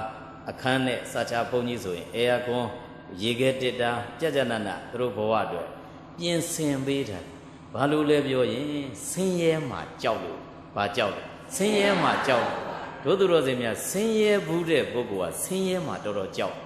အမြဲတမ်းဘဝကိုရှစ်ပြေးခြင်းစိတ်ပဲရှိတယ်ဘယ်တော့မှရက်တန့်သွားဖို့ဘယ်တော့မှအလုတ်လက်မဲ့နဲ့ငုတ်တုတ်ထိုင်နေဖို့ခေါင်းနဲ့ရှိရလားမရှိတော့အဲ့ဒါကြောင့်တို့သူတော်စင်များလဲကိုယ့်ဘဝနဲ့ကိုတိုးတက်အောင်ကြိုးစားဖို့လိုသလားမလိုဘူးလားအေးဆင်းရဲဘူးမှချမ်းသာခြင်းလားပြောကြည့်ပါဆင်းရဲဘူးမှချမ်းသာခြင်းတခါတလေငုတ်တုတ်ထိုင်ပြီးတော့မိဘကချမ်းသာပြီးသားဆိုရင်သားသမီးကလက်ကြောမတင်းတော့အောက်ခြေပါလွတ်တယ်အသုံးဖြုံးနေကြီးတယ်အေးဒါတွေကမိုက်မိုက်ကန်းကန်းလေးတွေပါနော်နေတာထိုင်တာကတောင်းမကြိုးဘူးဒါမျိုးတွေဖြစ်လာတာမရှိဘူးလားအဲ့ဒါကြောင့်မို့တို့သူတော်စင်များဆင်းရဲလဲပဲဘဝကိုအားနဲ့မန်နဲ့ချီတက်ဖို့လိုသလားမလိုဘူးလား ရေးကြီးတာလေးတစ်ခုတော့ရှိတယ်သူတော်ဘာပေါ်မှာကောက်ကျစ်မယ်ဆိုတဲ့စိတ်ဘယ်တော့မှမမွေးပါနဲ့ဘာမမွေးရအောင်ကောက်ကျစ်မယ်ဆိုတဲ့စိတ်ဘယ်တော့မှမမွေးနဲ့ကောက်ကျစ်ပြီးတော့လုတ်ကန်စားတော့ပြစ်လိုက်မယ်ဘယ်လိုလုပ်ရင်တော့ဘယ်လိုငါအတွက်ရပြီဘယ်ပုဂ္ဂိုလ်ကိုဘယ်လိုအသုံးချသွားမယ်ဆိုပြီးတော့ကောက်ကျစ်တဲ့ပုဂ္ဂိုလ်တွေမှာတော့ကိုမပါဖို့လိုတယ်ဆင်းရဲလဲရိုးရိုးသားသားဆင်းရဲရဘလို့ဆင်းရဲရရိုးရိုးသားသားဆင်းရဲကြိုးကြိုးစားစားဆင်းရဲဘလို့ဆင်းရဲမလဲကြိုးကြိုးစားစားဆင်းရဲအဲ့ဒီရိုးသားမှုနဲ့ကြိုးစားမှုကိုအခြေခံထားရင်တဖြည်းဖြည်းနဲ့ဘဝအောင်မြင်မှုတွေမရနိုင်ဘူးလားရနိုင်တယ်အဲ့ဒါကြောင့်ဖျားပြောတဲ့ဩဝါဒလေး၃ခွန်းခေါင်းထဲမှာမှတ်သားပြီးတော့1385ကုန်သွားပြီဒီ၃မျိုးနဲ့စဉ်းစားပြီးတော့1386နှစ်သစ်အတွက်ပြင်ဆင်ကြဖို့လိုသလားမလိုဘူးလားလိုပါဘူးအဲ့ဒီမျိုးပြင်ဆင်ပြီးတော့ကိုယ့်ဘဝကိုသွားရင်လည်းပဲတို့သူတော်စင်များစီးပွားရေးလုပ်တဲ့နေရာမှာလောကလူသားဆိုတာစီးပွားရေးမလုပ်လို့ရရလားမရပါဘူးစီးပွားရေးမလုပ်လို့မရလူမှလည်းပဲစာဝတ်နေရေးကျမ်းမာရေးဘုန်းကြီးဘဝလည်းစာဝတ်နေရေးကျမ်းမာရေးမရှိဘူးလားအဲ့ဒီအတွက်လှုပ်ရှားနေကြတာဘုန်းကြီးဘဝကသုံးတဲ့စကားလုံးလေးပဲကွာသွားတယ်နော်လူကစားတာအတိုင်းဦးဇင်းတို့ကဖုံးပေးတာဖြစ်သွားဟုတ်တယ်မို့လားလူကထမင်းခေါ်ပြီးဘုန်းကြီးကဘာခေါ်သွားစွမ်းခေါ်သွားတာပဲရှိတယ်ထမင်းပါပဲဟုတ်တယ်မို့လားအေးတို့သူတော်စင်တို့မှလည်းအဝိစားအတွက်ရုန်းကန်ရတာမရှိဘူးလားဘုန်းကြီးတွေမှလည်းသင်္ကန်းအတွက်ရုန်းကန်နေကြတာမရှိဘူးလားအေးနောက်တို့သူတော်စင်တို့နေစရာအတွက်ရုန်းကန်ရတယ်ကိုယ်အိမ်ကိုယ်ရာလေးကြနာနာဖြစ်ဖို့အတွက်ဘုန်းကြီးဘဝလည်းဒီတိုင်းပဲဘုန်းကြီးကျောင်းဆောက်ပြီးယုံနေရတာမရှိဘူးလားနောက်ကျမ်းမာရေးအတွက်လုပ်နေရတာမရှိဘူးလားအဲ့ဒါကြောင့်မို့လူရောဘုန်းကြီးရောအားလုံးဒီကိစ္စတွေအတွက်ယုံကန်လှုပ်ရှားပြီးသွားနေတာဖြစ်တော့အထူးအဖြင့်လူသားဖြစ်တဲ့ပုဂ္ဂိုလ်ကစီးပွားရေးကိုဗဒါနလုပ်နေရတာမရှိဘူးလားအဲ့ဒါကြောင့်ဒုသူတော်စင်များစီးပွားရေးကိုဖျားပြောပြထားတဲ့အတိုင်းလေးစီးနဲ့စနစ်နဲ့စီးပွားရေးလုပ်တဲ့နဲ့ဘုရားရှင်ကိုရောမြတ်ကစီးပွားဖြစ်ခြင်းနဲ့ဆိုရင်တဲ့6မျိုးလိုက်နာကျင့်သုံးပါတဲ့ဘယ်နှမျိုး6မျိုးလိုက်နာကျင့်သုံးပါအဲ့ဒါဘာတွေလဲပြောရင်နံပါတ်1ကျမ်းမာရေးကောင်းရမယ်တဲ့ဘာကောင်းရကျမ်းမာရေးကောင်းရပြောကြည့်ပါဦးဘာလဲကျမ်းမာရေးကောင်းရတို့သူတော်စင်များစီးပွားရေးလုပ်တဲ့ပုဂ္ဂိုလ်ဒီကျမ်းမာရေးဂရုစိုက်ဖို့လိုသလားမလိုလားစီးပွားရေးလုပ်တယ်လို့ပြောပြီးတော့ကျမ်းမာရေးတွေအထိကိုက်ခံပြီးစီးပွားရေးလုပ်ရင်ပစ္စည်းရလာရင်ကိုယ်ဆေးကူရတာနဲ့ကုန်တာမရှိဘူးလားရှိပါဘူးအေးအဲ့ဒါကြောင့်မို့ရှေ့ဆုံးကဘာကောင်းရမလဲကျမ်းမာရေးကောင်းရအမြဲတမ်းစီးပွားရှာနေသူဒီကျမ်းမာရေးကိုပြီးစိုက်ဖို့အရေးကြီးတယ်ပေါ့ဟုတ်တယ်မလားအေးအဲ့ဒါကနံပါတ်1ပါတယ်လေကျမ်းမာရေးကောင်းရမယ်နောက်နံပါတ်2ကကိုကျင့်သီလကောင်းရမယ်တဲ့ဘာကောင်းရကိုကျင့်သီလကောင်းရပါဗျာပြောကြည့်ပါဦးဘာကောင်းရမယ်ကိုကျင့်သီလကောင်းရမယ်တဲ့စီးပွားရေးလုပ်တဲ့ပုဂ္ဂိုလ်ဒီကိုကျင့်သီလရေးမကြည့်ဘူးလားရေးပါဗျာကိုကျင့်သီလတွေဖောက်ပြန်ပြီးတော့တို့သူတော်စင်များလိမ်မယ်ညာမယ်အဲ့ဒါမျိုးနဲ့စီးပွားရေးလုပ်ရင်တက်တန်းရှည်စီးပွားရေးလုပ်လို့ရရလားမရအဲ့ဒါကြောင့်မို့အများနဲ့ဆက်ဆံပြီးတော့စီးပွားရေးလုပ်တဲ့ပုဂ္ဂိုလ်ဒီကိုကျင့်သီလဖြူဖွေးနေဖို့လိုသလားမလိုလားလိုပါဗျာသူတစ်ပါးစီကနေမတော်မတရားပဲနဲ့ငါရအောင်ဘလို့လုပ်လိုက်ဘယ်လိုလိန်ညာပြီးယူလိုက်မယ်ဆိုရင်ခဏပါပဲဟုတ်တယ်မလားအဲ့ဒါမျိုးလိန်နာညာတာတွေပေါ်သွားရင်လိန်နာညာတာတွေလူသိသွားရင်အဲ့ဒီပုဂ္ဂိုလ်မျိုးနဲ့တို့သူတော်စင်များလက်တွဲပြီးတော့စီးပွားရေးလုပ်မယ်လို့ရှိသေးလားမရှိတော့ဘူးအဲ့ဒါကိုကျင့်သီလနဲလို့နာမည်ပြတ်တာဟုတ်တယ်မလား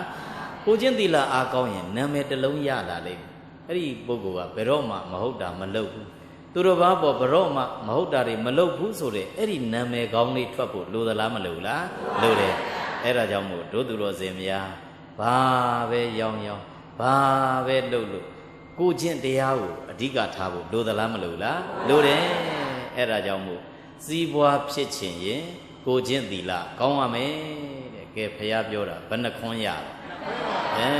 နှစ်ခွန်း2မျိုးရသွားပြီပေါ့ကျမ်းမာရေးကောင်းရမယ်ကိုကျင့်သီလကောင်းရမယ်နောက်နံပါတ်3က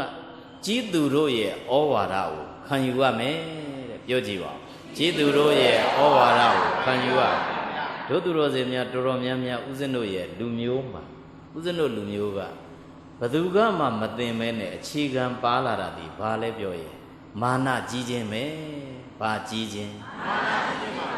မာနကြီးသင်္นานနေရှိလားရှိပါဘူးအေးမာနကြီးသင်္นานပေးထားတာမရှိဘူးဒါပေမဲ့ဥစဉ်တို့လူမျိုးကမာနတော်တော်ကြီးတယ်ဟုတ်တယ်မို့လားပညာလေးနည်းနည်းတက်ရင်တအားတက်တယ်ထင်သွားတယ်စီးပွားလေးနည်းနည်းရှိရင်အများကြီးရှိတယ်ထင်သွားပြီမြောင်နဲ့ဖြစ်သွားတာမရှိဘူးလားရှိပါဘူးအာနာလေးနည်းနည်းရှိရင်လည်းအများကြီးရှိတယ်ထင်သွားတယ်အေးမသိမချင်းဓာရီပါသွားလိမ့်မယ်လို့ तू ထင်ကောင်းထင်နေလေတို့သူတော်စင်များအရာရာသည်ဖြစ်ပြီးရင်ပြက်ဖဲတည်မြဲတဲ့အရာရှိလားမရှိပါဘူးဘာဆိုဘာမှမရှိဘူးတကယ်ခံစားထားရမှာကပညာတက်ရင်ပညာနဲ့ကုသိုလ်ရအောင်နေရစီးပွားရှိရင်စီးပွားနဲ့ကုသိုလ်ရအောင်နေရမယ်လုတ်ပိုင်ခွင့်ဩဇာအာဏာရှိရင်အဲ့ဒီလုတ်ပိုင်ခွင့်ကိုအကြောင်းပြုပြီးတော့ကိုယ့်အတွက်ကုသိုလ်ရအောင်နေဖို့လိုသလားမလိုလား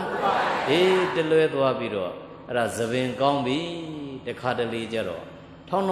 နဲ့ဖြစ်လာပြီးတော့ဘသူဩဝါဒမှမခံယူတော့ဘူးဘယ်ပုဂ္ဂိုလ်ရဲ့လမ်းညွှန်ချက်မှမခံယူတော့ဘဲနဲ့ကိုကနောက်ကနေလိုက်ပြီးတော့ပညာသင်နေနည်းနည်းလေးတက်လာရင်ကိုယ့်ရဲ့ရှေ့ကပုဂ္ဂိုလ်နဲ့လေပဲတိုင်းလာပြီးတော့ပခုံးချင်းရှင်လာတယ်အာတို့တဲ့အသက်တာကြီးတာဘာမှမဟုတ်ပါဘူးဘာမှမဟုတ်ပါဘူးတို့ချီကစီးပွားရေးလုပ်ပြင်မယ်ဘာမှမဟုတ်ပါဘူးဆိုလိုက်ပြီးတော့ပြိုင်နေဆိုင်နေမဲ့အစားလက်တွဲပြီးတော့သူစီကနေဩဝါဒတွေနီးတွေမြန်ခံယူလိုက်ရင်ကိုယ့်ဘဝအတွက်မအောင်မြင်နိုင်ဘူးလားအဲ့ဒါကြောင့်ဘဝမှာနေရင်နှိမ့်နှိမ်ချလေးနေဖို့လိုသလားမလိုလားနှိမ့်နှိမ်ချနေပြီးတော့ကိုသိကျင်တဲ့အကြောင်းအရာကိုမသိရင်မသိတဲ့အကြောင်းပြောင်းပဲပြောတာကောင်းတယ်ဟုတ်တယ်မဟုတ်လားဟာကျုပ်ဒီလုပ်ငန်းလုပ်ချင်ဒီလုပ်ငန်းကိုကျုပ်မကျွမ်းကျင်ဘယ်ကစရင်ကောင်းမလဲဘယ်လိုလုပ်လိုက်ရင်ကောင်းမလဲဘယ်လိုလုပ်ရင်ပို့ပြီးတော့အောင်မြင်နိုင်တယ်လဲကိုယ့်တဲ့ဘဝအတွေ့အကြုံရှိတဲ့ပုံကိုယ်တွေကိုချင်းကပ်ပြီးတော့ဩဝါဒခံယူရမယ်တဲ့ဘာခံယူရဩဝါဒခံယူရအဲ့ဒါမျိုးဩဝါဒခံယူမယ်ဆိုရင်ပြီးကျင်တဲ့ပုံကိုယ်တွေအများကြီးမရှိဘူးလားအေးအဲ့ဒါကြောင့်မို့ကြီးသူတို့ရဲ့ဩဝါဒခံယူရမယ်တဲ့ကဲဘယ်နှမျိုးရ၃မျိုးကဲပြောကြည့်ပါဦးဗါတယ်လေကျမ်းမာရေးကောင်းရမယ်ကိုချင်းသီလကောင်းရမယ်ကြီးသူတို့ရဲ့ဩဝါဒကိုခံယူရမယ်နောက်နံပါတ်၄ကျတော့ဘဟုတုတ္တရှိရမယ်တဲ့ဘာရှိရမယ်ဒုသူတော်စင်များလုပ်ငန်းလုပ်ရင်လုပ်ငန်းပေါ်မှာပဲတည်ပြီးတော့နေရတယ်လို့တစ်ဖက်ကလည်းပဲကိုလုပ်တဲ့လုပ်ငန်းနဲ့ပတ်သက်ပြီးတော့အထောက်အကူရမယ်ဘုဒ္ဓတလေးတွေရှာဖွေဖို့မလိုလားလိုတယ်အေးစီးပွားရေးလုပ်ရင်လေကိုလုပ်တဲ့လုပ်ငန်းနဲ့ပတ်သက်ပြီးတော့သိသင်သိထိုက်တဲ့ဘုဒ္ဓတလေးတွေစာဖတ်မယ်စီးပူးမယ်လေ့လာမယ်မရဘူးလားအေးဘာသာရေးလုပ်လည်းပဲဒီတိုင်းပဲပေါ့ဒုသူတော်စင်များကိုလှုပ်တဲ့ဘာသာရေးနဲ့ကိုတရားအထုတ်တဲ့စနစ်နဲ့ပတ်သက်ပြီးတော့ကြနာနာလေးသိအောင်စာပေလေးတွေလိုက်ပြီးတော့ဖတ်မယ်ဘုဒ္ဓတာလေးတွေရှာဖွေမယ်လှုပ်လို့မရဘူးလားဘယ်နေရာမှာမဆိုဘုဒ္ဓတာဟာရေးကြည့်သလားမကြည့်ဘူးလားရေးကြည့်တယ်ခုဦးဇင်းတို့ဘုန်းကြီးဘဝလည်းပဲဘုန်းကြီးဝတ်နေဒီတိုင်းနဲ့တော့မပြီးဘူးပေါ့နော်ဦးဇင်းတို့ဘုန်းကြီးဘဝမှာနာမည်ကြီးတဲ့ဘုန်းကြီးတွေမရှိဘူးလားရှိပါဘူးဦးဇင်းတို့ရဲ့ရှိကနာမည်ကြီးတဲ့ဆရာတော်ကြီးတွေရှိတယ်ဥပမာအားဖြင့်ဦးဇင်းတို့ငယ်ငယ်ကစာလိုက်ခဲ့တာဘုရားကြီးဘက်မှာစာလိုက်ခဲ့တယ်ဘုရားကြီးဘက်မှာစာလိုက်ခဲ့တော့အဲ့ဒီဘက်မှာနာမည်ကြီးတဲ့ဆရာတော်ကြီးတွေရှိတယ်ဥပမာဆရာတော်ဥဩဘာသာဘိဝန္တဥဩဘာသာဘိဝန္တဆိုရင်စာကိုစိတ်ရှည်လက်ရှည်နဲ့ရှင်းပြကြနာနာသဘောပေါက်အောင်ကိုရှင်းပြဟောဒါဆိုရင်လည်းမှတ်သားစရာတို့ကြီးရင်ဒီလိုဆရာတော်ဖြစ်ရရင်ကောင်းမယ်နောက်ဦးဇင်းတို့ရဲ့ဆရာတော်နောက်တစ်ပါးရှိသေးတယ်ဥတုရိယဘိဝန္တအေးကလေးတွေနဲ့ဆိုရင်ပျော်ပျော်ပါးပါးနဲ့စာချနော်အေးဆရာတော်ကပြုံပြုံရွှင်ရွှင်နဲ့အဲ့ဒါမျိုးကလေးလေးတွေကိုမပြင်းရလေအောင်ဆွဲဆောင်ပြီးတော့စာချတဲ့နမ်းမှာကလေးကိုပညာဘက်ကို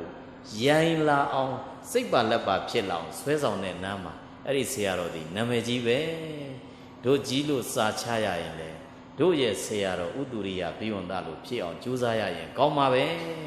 ကောင်းနေတဲ့ရောက်ရတာမရှိဘူးလားရှိပါရဲ့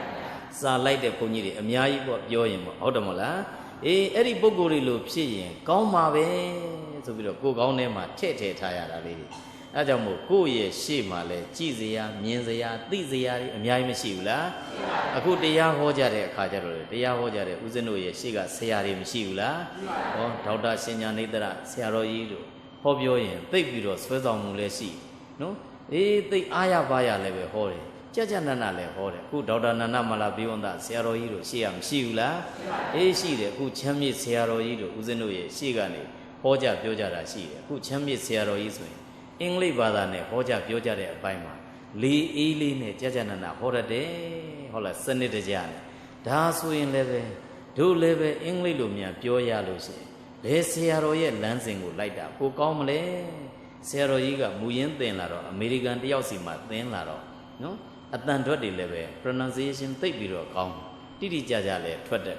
ဝကြရဲ့တိဆောက်ပုံတွေကလည်းမှန်ကန်တယ်စကလုံးရွေးရင်လည်းရိုးရှင်းတဲ့စကလုံးကိုပဲဆရာတော်ကရွေးပြီးတော့သုံးဒီဆရာတော်နဲ့အင်္ဂလိပ်စကားပြောတူးနေတာကဆရာတော်ဒေါက်တာနန္ဒမာလာဘိဝန္ဒဆရာတော်ကြီးတခွေလုံးအင်္ဂလိပ်လိုတွေဟောထားတာတွေရှိတယ်သွားပြီးနားထောင်ကြည့်လိုက်ရင်တော်တော်နုညံ့သိမ်မွေ့တာပဲတကယ်ခက်ခက်ကြီးတွေအခုပြောရတဲ့အပိုင်းပဲခု meditation ဘိုင်းနေဆိုရင်မြင်သလားမမြင်ဘူးလားအဲ့ဒါတွေဆိုရင်စိတ်မြေလက်ပြင်းနဲ့ there are two kinds of meditation tranquility meditation and insight meditation and then I want to explain you insight meditation ဝိပဿနာအကြောင်းကိုဘယ်လိုရှင်းပြသွားမှာဖြစ်ပါတယ်ဆိုကြနနပြောတာဆိုတာတွေဦးဇင်းတို့နောက်ကအတုခိုးရတာတွေမရှိဘူးလား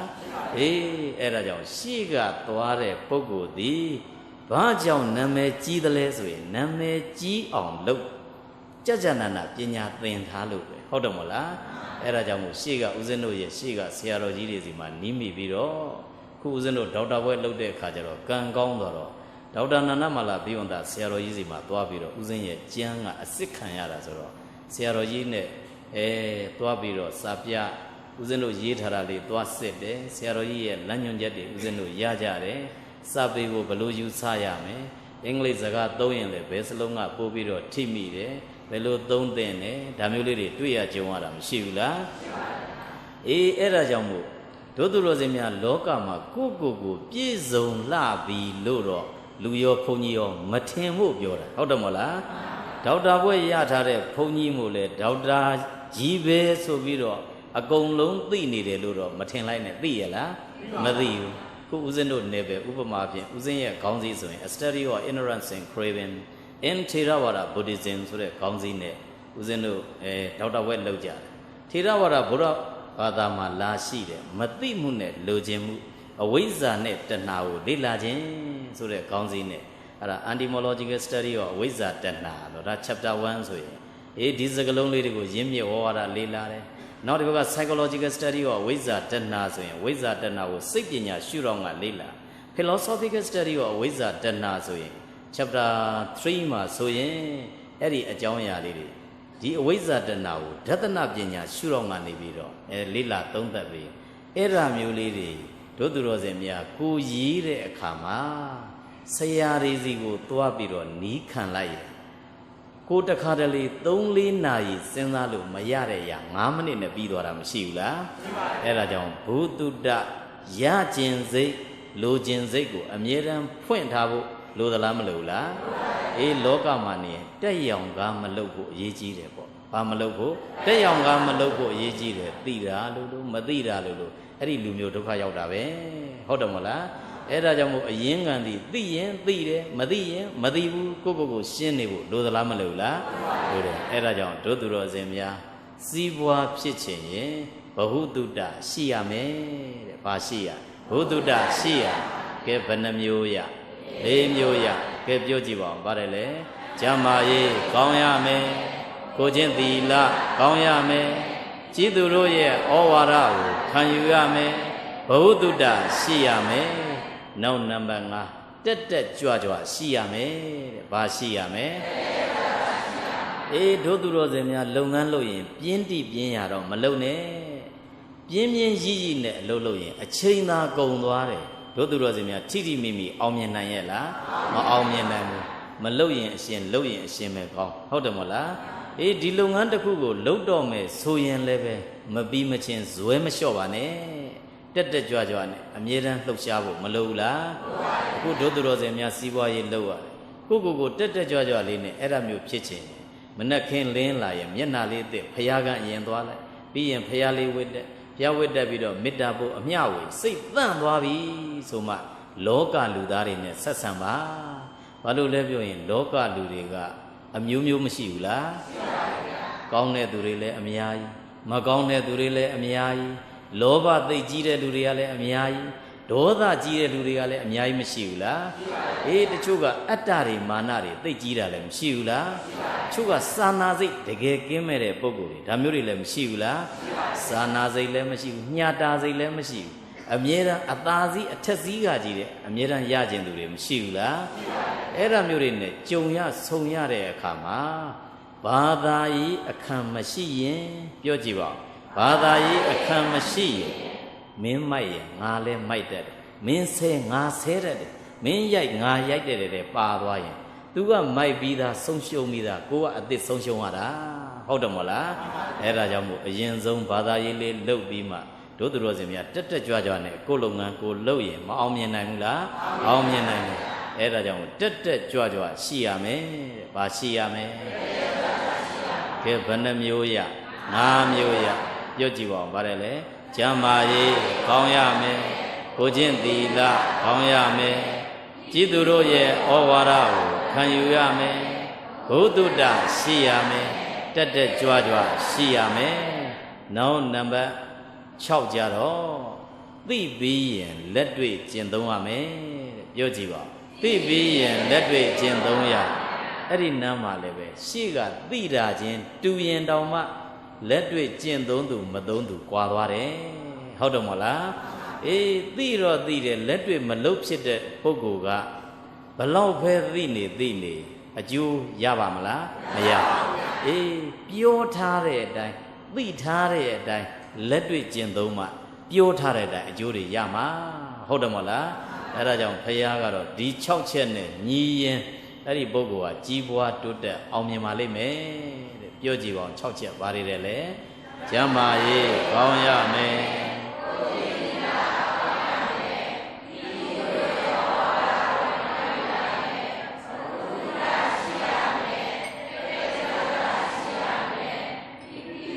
သိပြီးရင်လက်တွေ့ကျင့်သုံးရမယ်တဲ့ပြောကြည့်ပါဦးဗါတယ်လေ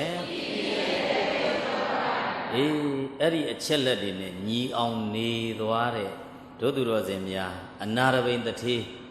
မရှိဘူးလားရှိပါဘူးအနာရဘိန်တထေးကတော့တောရောမြို့ရောဘယ်နေရာရောက်လူတိုင်းသိဟုတ်တယ်မဟုတ်လားအေးဘာသာရေးတော်သင်သိတဲ့ပုဂ္ဂိုလ်ဆိုအနာရဘိန်နဲ့ဝိသခကတော့အကုန်သိကြတဲ့လူကြီးတွေပဲဟုတ်တယ်မဟုတ်လားအဲ့ဒီအနာတပိန်ကိုတာမန်လို့မအောင်မိလိုက်နဲ့တို့သူတော်စင်များဦးဇင်းတို့တော့တော်တော်လေးစားတယ်သူ့စာကိုသူ့ရဲ့ဘဝထုတ်ပတ်တိကိုဖတ်ကြည့်ပြီးတော့နော်သူ့ရဲ့နေပုံထိုင်ပုံပေါ့သူတို့ဒီတာမန်မဟုတ်ဘူးသူတို့ရဲ့အဖေကလည်းပဲလူချမ်းသာပဲသူမနတထေးဆိုတာနာမည်ကြီးနော်အဲ့ဒီတထေးသားတထေးကြီးကနေပြီးတော့ပေါက်ဖွာလာတဲ့သားရတနာ2ယောက်ပေါ့သားရတနာဘယ်2ယောက်2ယောက်အေးအနာရဘိန်တထေးရဲ့ငယ်နာမည်ကသူဒတ္တဘယ်သူလဲလဲသူဒတ္တသူ့ရဲ့ညီရှိသေးတယ်သူဘူတိတဲ့ဘယ်သူလဲသူဘူတိသူတို့2ယောက်ဟာနောက်ပိုင်းမှာတော့မတူကြတော့အကူကြီးဖြစ်တဲ့သူဒတ္တလို့ခေါ်တဲ့အနာရဘိန်ကလူသားဘဝနဲ့နေခဲ့ဘယ်နဲ့နေခဲ့လူသားဘဝနဲ့လူလောကလူဝတ်ကြောင်နဲ့နေခဲ့တယ်ညီဖြစ်တဲ့ပုဂ္ဂိုလ်ကြတော့သင်္ကန်းဝတ်သွားတယ်ဘာဝတ်သွားသင်္ကန်းဝတ်ပြီးတော့နောက်ဆုံးမှာယဟန္တာရှင်မြတ်ကြီးဖြစ်သွားဘာဖြစ်သွားယဟန္တာရှင်မြတ်ကြီးဖြစ်သွားတယ်နှစ်ဦးလုံးဒီထူးချွန်ကြတဲ့ပုဂ္ဂိုလ်အေးဒီဘက်ကလူဘက်ကိုနေခဲ့တယ်သူဒတ္တလို့ခေါ်တဲ့အနာရဘိန်ဟာစီးပွားရေးတကယ်ကျွမ်းကျွမ်းကျင်ကျင်အလုပ်လုပ်တယ်သူကတာဝိဋ္ဌိမြို့သားဘယ်မြို့သားတာဝိဋ္ဌိမြို့သားတာဝိဋ္ဌိဘက်ကထွက်ကုန်တွေကိုအကုန်စုဆောင်းအကုန်ကြက်ကြနနနော်လှောင်ပြီးတော့နဘေးဒေသတွေကိုပြန်ပြီးခွဲပို့တယ်ထို့အပြင်ရာဇကြိုလို့နော်သွားပြီးတော့အတန်းကြီးလောက်အဲ့ဒီခေတ်ကတော့လှဲ900နဲ့သွားရောင်းတယ်အဲ့ဒါမျိုးရောင်းချပြီးတော့ပစ္စည်းတွေရာဇကြိုမှာကုန်ပြီဆိုရင်ရာဇကြိုနယ်ကထွက်တဲ့ပစ္စည်းကိုတစ်ခါပြန်ပြီးဝယ်လာပြီးဘယ်ပြန်ရောင်းလဲတာဝိဋ္ဌိကိုပြန်ရောင်းတယ်အသွားကုန်အပြန်ကုန်အသွားကုန်ပြန်ကုန် အဲ့ဒါမျိုးနဲ့တင်သူစီးပွားရေးအဲ့ဒါမျိုးစီးပွားရေးလှုပ်လာတော့တဖြည်းဖြည်းနဲ့အောင်မြင်မှုရလာတဲ့အခါတို့သူတော်စင်များတောက်လိုက်စားလိုက်နဲ့ပျက်စီးသွားတဲ့တဲမှာအနာတပိန်ပါရဲ့လားပါဘူးအဲ့ဒါစီးပွားရေးကလည်းတက်လာပြီဆိုတော့တာဝိထိကနေရာဇကြိုကိုသွားပြီးတော့ကုံရောင်းကုံဝယ်လှုပ်ရင်းနဲ့ဖယားရှင်ကိုတော်မြတ်အဲ့ဒီရာဇကြိုမှာကြွနေတယ်လို့သူအတန်ကြားတော့ဖယားစီသွားတယ်ဖယားရဲ့တရားနာရတယ်အဲ့ဒီမှာသောတာပန်ဖြစ်လာတယ်ဘာဖြစ်လာသောတာပန်ဖြစ်လာတော့တရားတရားအားတွေကလည်းဖယားတရားတန်ခါပေါ်မှာကြက်ကြနနသက်ဝင်ယုံကြည်သွားပြီဆိုတဲ့အခါကျတော့ဖယားရှင်ကိုတော်မြတ်ကိုလျှောက်တယ်ရှင်ဖယားတပည့်တော်ကရာဇကြိုကမဟုတ်ဘူးဖယားတာဝိထိကတပည့်တော်တို့တာဝိထိမှာဘုန်းကြီးကျောင်းမရှိဘူးဘာကျောင်းမရှိဘုန်းကြီးကျောင်းမရှိတပည့်တော်ကဘုန်းကြီးကျောင်းဆောက်လုပ်ပြီးတော့လူတန်းအရှင်ဘုရားလက်ခံပါလားဖယားကြွပြီးသတင်းသုံးပေးပါလားဖယားလို့ပြောတော့ဖယားကလက်ခံလိုက်အဲ့ဒါနဲ့တင်ပြန်လာတော့တန်းပြီးတော့ကျောင်းတွေကိုဆောက်တယ်ရာဇကြိုနဲ့တာဝိထိက45ယူဇနာဝေးတယ်ဘယ်လောက်ဝေးလဲ45ယူဇနာအေးအဲ့ဒီယူဇနာ1ယူဇနာ1ယူဇနာကိုဒီခေတ်တွက်ကြတာ2မျိုးရှိတယ်တချို့က8မိုင်တချို့က12မိုင်တဲ့တချို့ကဘယ်လောက်လဲ8မိုင်1ယူဇနာကိုဘယ်လောက်လဲ8မိုင်တချို့ကဘယ်လောက်တယ်လဲ12မိုင်အေး12မိုင်ဆိုတော့အဲ့ဒီ1မိုင်အကွာဝေးတိုင်းမှာကျောင်းတစ်ဆောင်ဆောက်လုပ်တယ်3သိန်းတန်ပေါ့ဘယ်လောက်တန်လဲ3သိန်းတန်အဲ့ဒီခေတ်က3သိန်းဆိုတာလဲနည်းတဲ့အင်အားမဟုတ်ဘူးပေါ့နော်အဲ့ဒါတစ်ဆောင်နဲ့ဆောက်လုပ်ပြီးတော့ကျောင်းပေါင်း45ကျောင်းအဲ့ဒါမျိုးဆောက်လုပ်ပြီးတော့ကျောင်းအကြီးတစ်ဆောင်အများသိကြတဲ့ကျောင်းဘာကျောင်းလဲဇေတဝန်ကျောင်းအဲ့ဒီကျောင်းမှာတော့အကြီးကျယ်ဆုံးကြီးနော်ဇေတမင်းသားရဲ့ဥယျာဉ်ကိုဝယ်ပြီးတော့အဲ့ဒီမှာကျောင်းဆောင်ကြီးဆောက်လုပ်တယ်အဲ့ဒါကျောင်းဆောင်ပြီးတော့ဘုရားကိုအကြောင်းကြားပြီးတော့ဘုရားရှင်ကိုတော်မြတ်အဲ့ဒါကြွရောက်ပြီးတော့ဒီကျောင်းကိုအလူခံဖို့ဆိုဘုရားကိုပင့်လိုက်တော့ဘုရားရှင်ကိုတော်မြတ်ကြွလာတယ်ကြွပြီးတော့အဲ့ဒီကျောင်းရည်စက်ချဘွဲမှာသူ့ရဲ့ညီဖြစ်တဲ့သူ့ဂုတိကတရားနာရင်နဲ့ဘုရားရှင်ကိုတော်မြတ်ရဲ့တရားကိုသဘောကျသွားပြီးတော့လောကလူဘဝစွန့်ခွာပြီးတော့သူ့ရဲ့ညီသည်သူ့ကျောင်းရည်စက်ချဘွဲမှာဘာဝတ်သွားလဲသင်္ကန်းဝတ်သွားတယ်သူ့ရဲ့နာမည်ကဘယ်သူတဲ့လဲသူ့ဂုတိပြောကြည့်ပါသူ့ဂုတိအဲ့ဒီသူ့ဂုတိကလည်းတဖြည်းဖြည်းနဲ့နောက်ပိုင်းမှာယန္နာအရှင်မြတ်ကြီးဖြစ်သွားတယ်ဒီဘက်ကအနာတပိန်ကတော့ကျောင်းဆောက်ပြီးတော့လူဒန်းတာတော့မှန်တယ်သင်္ကန်းဝတ်ရလားမဝတ်ဘူးဒီတိုင်းနဲ့နေခဲ့ပြီးတော့သူ့သားသမီးတွေရှိတယ်သူ့သားသမီးတွေကြည့်တော့လေအားရစရာတော်တော်ကောင်းတယ်တို့သူတော်စင်များစီးပွားရှိပြီးတော့သားသမီးကိုဒီတိုင်းကြီးလွတ်ထားတာမဟုတ်ဘူးသားသမီးကိုစီးပွားရေးထဲမှာလဲတွဲပြီးတော့ခေါ်တယ်ဘာသာရေးထဲမှာလဲတွဲပြီးတော့ခေါ်ရင်းနဲ့သူ့သားသမီး9ယောက်ရှိဘယ်နှယောက်9ယောက်ရှိတယ်အကြီးဆုံးကမဟာသုဘတ္တသောတာပန်ဒုတိယကစုလသုဘတ္တသူကလည်းသောတာပန်နောက်တတိယကလည်းအမျိုးသမီးသုမနာဒေဝီဘာဒေဝီသုမနာဒေဝီအေးသူကကြတော့သောတာပန်နဲ့နောက်တစ်ဆင့်မြင့်တယ်တက္ကဒါကံဘာလဲလဲတက္ကဒါကံနောက်ယောက်ျားလေးနောက်တစ်ယောက်ကာလတဲ့ဘယ်သူလဲလဲကာလအေးသူကကြတော့သောတာပန်ဖြစ်သွားတယ်နောက်အငယ်တစ်ယောက်ရှိသေးတယ်သူကကြတော့တတ္ထတဲ့နာမည်ဘယ်သူလဲလဲတတ္ထသူကကြတော့ဘုန်းကြီးဝတ်သွားတယ်ဝတ်သွားပြီးတော့နောက်ပိုင်းမှာယန္နာရှင်မြတ်ကြီးဖြစ်သွားတယ်တို့သူတော်စင်များသူတို့ဘဝတွေကြည်ရတာအားရစရာမကောင်းလားစီးပွားရေးဘက်ကလည်းဒိတ်ဒိတ်ကျဲဘာသာရေးဘက်ကလည်းဒိတ်ဒိတ်ကျဲစီးပွားရေးအမြင်လည်းရှိတယ်ဘာသာရေးအမြင်လည်းရှိတယ်ပြောကြည့်ပါစီးပွားရေးအမြင်လည်းရှိတယ်ဘာသာရေးအမြင်လည်းရှိနှစ်ဖက်လုံးမမြင်ဘူးလားမြင်ပါဘူးအေးဒီနေရာမှာကြည့်လိုက်လို့ရှိရင်အနာရဘိန်တထေတိသောတာပန်ဆိုရင်အပယ်လေးပုံရောက်နိုင်သေးလားမရောက်နိုင်တော့ဘူးဘဝအနေထားကြည့်ရင်လေ9ဘဝပဲနောက်ထပ်လဲတော့မယ်ဟုတ်တယ်မဟုတ်လားအေး9ဘဝအဲ့လိုဆိုတော့သူ့ရဲ့သမီးတွေကြည့်လိုက်ရင်လေ9ဘဝတွေနဲ့ဒီလိုလဲပြီးတော့နောက်ဆုံးမှာတို့သူတော်စင်များယန္နာရှင်မြတ်တွေဖြစ်ပြီးတော့ပရိနိဗ္ဗာန်မဆံဘူးလားအေးနိဗ္ဗာန်ကိုရောက်လိမ့်မယ်အဲ့လိုဆိုတော့မိသားစုတည်ဆောက်ထားတဲ့အပိုင်းမှာစီးပွားရေးလည်းရှိဘာသာရေးလည်းရှိတဲ့ဘု து မိသားစုလဲ အနာတပင်ရဲ့မိသားစုတို့သူတော်စင်တို့ကိုဖြစ်စေခြင်းနဲ့အဲ့ဒါမျိုးဖြစ်အောင်ကြိုးစားဖို့လိုသလားမလိုလားအေးစီးပွားရေးမရှိဘဲနဲ့ဆိုရင်လေဘာသာရေးကသိမလုပ်ဖြစ်စီးပွားရေးရှိပြီးတော့ဘာသာရေးမလုပ်ရင်လေလူဒီစီးပွားကြောင့်ပစ္စည်းဥစ္စာကြောင့်ဘဝပျက်စီးသွားတာတွေမရှိဘူးလားအေးနောက်စီးပွားရေးဘလောက်ပဲရှိနေသောတာပန်မှမဖြစ်ရင်အဲ့ဒီပုဂ္ဂိုလ်အပယ်မကြဘူးလို့ပြောလို့ရရလားမရဘူးအဲ့ဒါကြောင့်ဘလောက်ပဲဩဇာအာဏာရှိဘလောက်ပဲကြွယ်ဝတဲ့ပုဂ္ဂိုလ်ဖြစ်ဘလောက်ပဲပညာတတ်တဲ့ပုဂ္ဂိုလ်ပဲဖြစ်သောတာပန်မဖြစ်လို့ကတော့ဒုသူတော်စင်များမသေးကြတဲ့ပုဂ္ဂိုလ်ကြီးတယ်ပဲဟုတ်တယ်မဟုတ်လားအဲ့ဒါကြောင့်မို့ဒုသူတော်စင်များအခုစီးပွားရေးလုပ်လို့စီးပွားရေးလေးဖြစ်လာရင်အဲ့ဒီစီးပွားရေးလေးနဲ့ကိုမိသားစုကိုလည်းမြင့်တင်ဖို့မလိုဘူးလားအေးကိုနေတဲ့တိုက်တာဆောက်ဦးကြာနာနာအသုံးဆောင်ကောင်းတာလေးတွေသုံးဆောင်ပြီးရင်အတော်သင့်တက်တန်းရှည်အောင်နေလို့ရတာပေါ့ဟုတ်တယ်မဟုတ်လားအေးစီးပွားဖြစ်အောင်လုပ်ပြီးသွားရင်ကျန်တဲ့မိဘကိုလည်းမြင့်တင်မယ်လူမျိုးကိုလည်းမြင့်တင်မယ်ကိုယ်ကိုယ်တဲ့ဘာသာသာသနာကိုလည်းမြင့်တင်မယ်အဲ့ဒီ line ဘက်ကိုလိုက်ရမယ်အဲ့ဒါမျိုးမဟုတ်ဘဲနဲ့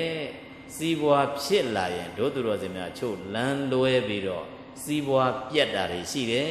တဲ့ဘာပြက်တာတွေအေးဘုရားဟောထားတာစီးပွားပြက်ကြောင်းတရား6ပါးတဲ့ဘယ်နှပါ6ပါးအဲ့ဒီ6ပါးသောအကြောင်းတွေညီလာရင်အဲ့ဒီပုဂ္ဂိုလ်တဖြည်းဖြည်းစီးပွားပြက်တော့တာပဲအဲ့ဒါဘာတွေလဲပြောရင်နံပါတ်1ကပြင်းရင်စီးပွားပြက်တတ်တယ်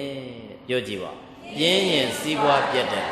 ချို့ကစီးပွားရေးအရှိန်ရလာရင်လုပ်ငန်းကိုညီးငွေ့ပြီးပြင်းလာတာတွေမရှိဘူးလားအေးနေနိုင်ထိုင်နိုင်လေးရှိတော့လုပ်ငန်းကိုမလေးစားခြင်းတော့ဘူးအဲ့ဒါမျိုးဖြစ်ပြီးတော့အချိန်တွေလည်းမတိကြတော့ဘူးတဖြည်းဖြည်းပြင်းကုန်တာတွေမရှိဘူးလားအဲ့ဒါမျိုးပြင်းလာရင်တဲ့ဘာဖြစ်တဲ့စီးပွားပြတ်တတ်တယ်ကိုစဉ်းစားဖို့ဟုတ်တယ်မို့လားနောက်နံပါတ်2ကမိမိရော့ပေါ့ဆဆနေရင်စီးပွားပြတ်တတ်တယ်ပြောကြည့်ပါမိမိရော့ပေါ့ဆဆနေရင်စီးပွားပြတ်တတ်တယ်မိမိရော့ပေါ့ဆဆဆိုတော့စီးပွားရေးလေးရှိလာတော့အကုန်ပေါ့ကုန်တယ်ဒီလောက်နဲ့တော့ဘာမှဖြစ်ပါဘူးဒီလောက်နဲ့တော့ဘာမှမဖြစ်ပါဘူးဒီလောက်နဲ့တော့ဘာမှမဖြစ်ပါဘူးလုပ်ငန်းတွေကလည်းတိတိကျကျမလုပ်တဲ့အခါကျတော့ဆုံးရှုံးမှုတွေများရင်နဲ့တဖြည်းဖြည်းနဲ့ဘာပြတ်တဲ့စီးပွားပြတ်တတ်တယ်ဘယ်နှမျိုးရ2မျိုးရပြောကြည့်ပါဦးဗါတယ်လေပြင်းရင်စီးပွားပြတ်တတ်တယ်မိမိရော့ပေါ့ဆဆနေရင်စီးပွားပြတ်တတ်တယ်နောက်နံပါတ်3ကျတော့တက်ကြွမှုမရှိရင်စီးပွားပြတ်တတ်တယ်ဗါတယ်လေတက်ကြွမှုမရှိရင်စီးပွားပြတ်တတ်တယ်တို့သူတော်စင်များခေါင်းဆောင်ပြီးတော့အလုပ်လုပ်နေတဲ့ပုဂ္ဂိုလ်ဒီအရေးကြီးတယ်ရှေ့ကနေစီးပွားရှာနေတဲ့ပုဂ္ဂိုလ်ဒီတက်ကြွနေဖို့မလိုဘူးလားသူကတက်ကြွနေမှကြံတဲ့ပုဂ္ဂိုလ်ကလည်းတက်ကြွပါလာတာရှေ့ကပုဂ္ဂိုလ်လေးကန်ဖြစ်သွားရင်နောက်ကပုဂ္ဂိုလ်ကလည်းတန်းစီပြီးလေးကန်ကုန်တာတွေမရှိဘူးလားအဲ့ဒါကြောင့်တက်ကြွမရှိရင်စီးပွားပြတ်တတ်တယ်ဘယ်နှမျိုးရ3မျိုးရပြောကြည့်ပါဦးဗါတယ်လေရင်စီးပွားပြတ်တတ်တယ်မိမိရော့ပေါ့ဆဆနေစီးပွားပြတ်တတ်တယ်တက်ကြွမှုမရှိရင်စီးပွားပြတ်တတ်တယ်နောက်နံပါတ်4ကအပျော်အပန်းလိုက်စားရင်စီးပွားပြတ်တတ်တယ်တဲ့ပြောကြည့်ပါဦးအေးစီးပွားရေးလေးချို့ဖြစ်လာတဲ့အခါကျတော့လမ်းလွဲပြီးတော့ဘာသာရေးမလုပ်ဘဲနဲ့ဘယ်နောက်လိုက်သွားအပျော်အပန်းနောက်ကိုလိုက်သွားတယ်တို့သူတော်စင်များဗုဒ္ဓရဲ့လက်ထက်ကဒုသနာသောကြားဘူးတယ်မဟုတ်လားအေးအဲ့ဒါတွေတာမန်နေမထင်နဲ့တကယ်နော်ချမ်းသာတဲ့ပုံကိုယ်ကြီးတယ်ပဲအဲ့ဒီပုံကိုယ်4ယောက်တို့ဟာအကုန်လုံးတငယ်ချင်းသူတို့တငယ်ချင်း4ယောက်လုံးကအကုန်ချမ်းသာကြတဲ့ပုံကိုယ်တွေတငယ်ချင်းတွေစုပြီးတော့တိုင်ပင်ကြတယ်မင်းလည်းချမ်းသာမင်းလည်းချမ်းသာမင်းလည်းချမ်းသာငါလည်းချမ်းသာတော့တို့အဲ့ဒီချမ်းသာတဲ့ပစ္စည်းဥစ္စာတွေကိုဘယ်လိုများသုံးဆွဲပြီးတော့နေရရင်ကောင်းမလဲလို့တယောက်ကစလိုက်တော့တယောက်ကအကြံပြုတယ်ကောင်းတာမွန်တာတွေကြီးတယ်တို့ချက်စားရရင်ကောင်းပါပဲ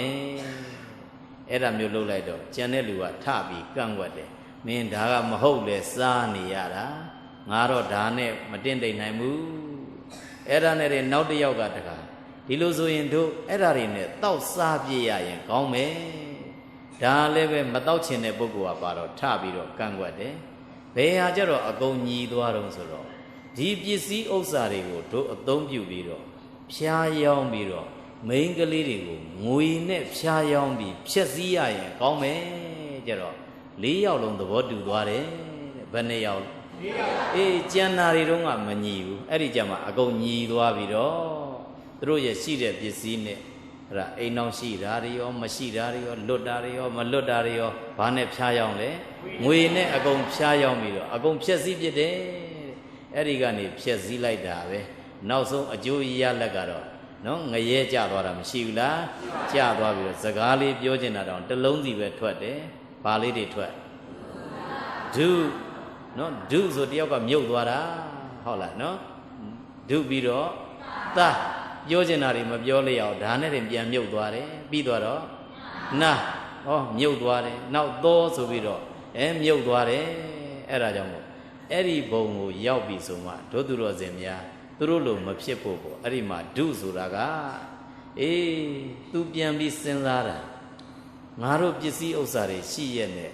ဒီပစ္စည်းဥစ္စာတွေနဲ့အသက်မွေးမိတာမဟုတ်တဲ့လမ်းဘက်ကိုလိုက်မိတာမှားပြီငါတို့နောက်ထပ်လူဘဝမြန်ပြန်ရရင်တော့ကောင်းကောင်းမွန်မွန်ပဲနေတော့မယ်ဆိုနောင်တရတာတွေမရှိဘူးလားအေးဟိုတုန်းကအခွင့်ကောင်းတွေตาရဲ့နဲ့ကောင်းတာတွေမလုပ်ဘူးမကောင်းတာတွေလုပ်ပြီးအခုကြမှာစိုးရင်ပူပန်တာတွေမရှိဘူးလားရှိပါဘူးအေးတို့သူတော်စင်များအဲ့ဒါကြောင့်စီးပွားဖြစ်လာရင်အပျော်ပါလိုက်စားရင်ဘာဖြစ်တဲ့စီးပွားပြတ်တတ်တယ်ဘယ်နှမျိုးရကဲပြန်ပြောကြည့်ပါဦးဗါတယ်လေရင်းရင်စီးပွားပြတ်တတ်တယ်စီးပွားပြတ်တတ်တယ်တက်ကြွမှုမရှိရင်စီးပွားပြတ်တတ်တယ်အပျော်ပါလိုက်စားရင်စီးပွားပြတ်တတ်တယ်ကဲနောက်တစ်မျိုးကကြတော့ကိုနှုတ်စိတ်ကိုမစောင့်စည်းရင်စီးပွားပြတ်တတ်တယ်ပြောကြည့်ပါကိုနှုတ်စိတ်ကိုမစောင့်စည်းရင်စီးပွားပြတ်တတ်တယ်အေးတို့သူတော်စင်များစီးပွားရေးလေးရှိလာတဲ့အခါကျတော့ကာယကံလည်းမစောင့်စည်းတော့ဝစီကံအပြောလည်းမစောင့်စည်းတော့ဘူးမနောကံစိတ်ကိုလည်းမစောင့်စည်းတော့ဘူးကိုပြောခြင်းသလိုပြောကိုလှုပ်ခြင်းသလိုလှုပ်ပြဿနာတက်လာရင်ငွေနဲ့ဖြည့်ရှင်းမယ်ဆိုပြီးဒါမျိုးလှုပ်လာတယ်ကာယကံဝစီကံမနောကံကြောင့်မို့ပြဿနာတွေတက်လာအဲ့လိုတက်ရင်ဒီပြဿနာတွေကြောင့်မို့ပဲတဖြည်းဖြည်းနဲ့ဘာဖြစ်သွားစီးပွားပြက်ရတယ်ဒါမျိုးတွေမရှိဘူးလားရှိတယ်ကဲဘယ်နှမျိုးရ၅မျိုးရကဲနောက်တစ်မျိုးကြအဲ့ကြီးရင်စီးပွားပြက်တတ်တယ်တဲ့ဘာကြီးရင်အဲ့ကြီးရင်စီးပွားပြက်တတ်တို့သူတော်စင်များအဲ့ကြီးတဲ့လူတွေပါလားပါရင်နီးတယ်ပေါ့ဟုတ်တော့မလားနော်အေးကိုပြန်ပြီးတော့စဉ်းစားဖို့ပေါ့အဲ့သိပ်ပြီးတော့ကြီးလွန်းရင်စီးပွားပြတ်တတ်တယ်တဲ့အဲ့ဒါအိတ်တဲ့နေရာမှာလဲကိုယ့်ရဲ့အတိုင်းစားနဲ့ကိုအိတ်ဖို့တော့လိုတာပေါ့ဟုတ်တယ်မလားကိုယ့်ရဲ့အတိုင်းစားနဲ့မနေ့ပိုင်းမှာဘယ်နှနာရီအိတ်ရထမှာလဲဘယ်နှနာရီဆိုရင်ငါအလုပ်လုပ်မှာလဲကိုယ့်အတိုင်းတာနဲ့ကိုရှိဖို့အဲ့ဒါမျိုးမဟုတ်ဘဲနဲ့မနှိုးမချင်းကတော့တို့ကတော့မထဘူးဆိုရင်တို့သူတော်စင်များအဲ့ဒီပုဂ္ဂိုလ်ဒီမှန်မှန်အိယာထနိုင်ဖို့လွယ်ရလားမလွယ်တော့ဘူးအဲ့ဒါကြောင့်မို့အိမကြီးဖို့လိုတယ်ပေါ့အဲ့ကြီးရင်အရာရာမှာနောက်ကျပြီးတော့ကြံငယ်ရင်နဲ့ပဲနောက်ပိုင်းစီးပွားပြတ်တာမရှိဘူးလားအေးအဲ့ဒါကြောင့်မို့စီးပွားပြတ်တတ်တဲ့သဘောကိုညွှန်ကြားတဲ့နေရာမှာထိတ်ဆုံးကဘာကိုပြောထားလဲ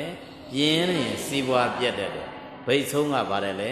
အဲ့ကြီးရင်စီးပွားပြတ်တတ်တယ်အဲ့ဒီနှစ်ခုသတိထားဖို့လဲတော်တော်ရေးကြီးတယ်ပေါ့လူကလည်းပြင်းမယ်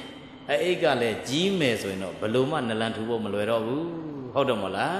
အေးအဲ့ဒီ6ပါးနဲ့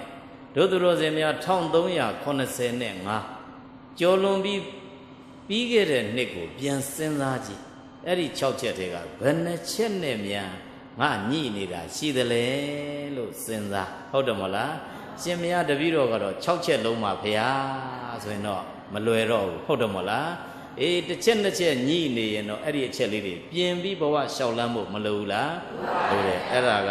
ဘာပြက်ကြောင်းတရားလဲစီးပွားပြက်ကြောင်းတရားအဲ့ဒီတဲ့ဆိုးတာလေးရှိသေးတယ်အဲ့ဒါကဘဝပြက်ကြောင်းတရားတဲ့ဘာတရားဘဝပြက်ကြောင်းတရားအေးဘဝပြက်ကြောင်းတရားကြတော့ဘုရားကစုပေါင်းပြီး၄ပါးဟောထားတယ်ဘယ်နှပါး၄ပါးဟောထားတယ်ဘဝပြက်တယ်ဆိုတာသူ့ဘဝတဖြည်းဖြည်းနဲ့ပြက်တယ်သူ့ဘဝပြက်တဲ့အတွက်ကြောင့်မို့နောက်ကတန်းစီနေကြတဲ့ပုဂ္ဂိုလ်တွေသူ့ကိုမှီနေကြတဲ့ပုဂ္ဂိုလ်တွေအကုန်လုံးတ တို့သူတော်စင်များပျက်စီးကုန်တာတွေမရှိဘူးလားအဲ့ဒါကြောင့်မို့ဘဝပျက်စီးအောင်ကြီးထီတော့တို့သူတော်စင်များကိုမနေလေနဲ့ဒီနေရာမှာဘာကြောင့်ဘဝတွေကပျက်စီးတတ်တယ်လဲပြောရင်နံပါတ်1ကာမဂုဏ်လိုက်စားရင်ဘဝပျက်စီးတတ်တယ်ပြောကြည့်ပါ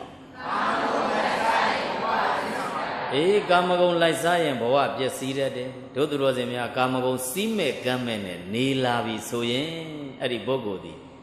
ချွတ်ယွင်းချက်တွေအများကြီးတစ်ဖြစ်ဖြစ်ရင်းနဲ့သူ့ဘဝအရင်စပျက်စီးတာမရှိဘူးလားသူ့ဘဝပျက်စီးတယ်ပြီးတော့အိမ်အောင်ကိုသွားပြီးတော့ထိခိုက်တယ်ဒါမျိုးတွေမရှိဘူးလားအဲ့ဒီကနေသားသမီးတွေကိုသွားထိခိုက်တယ်နောက်အပေါင်းအသင်းတွေလည်းအကုန်ထိခိုက်ကုန်တယ်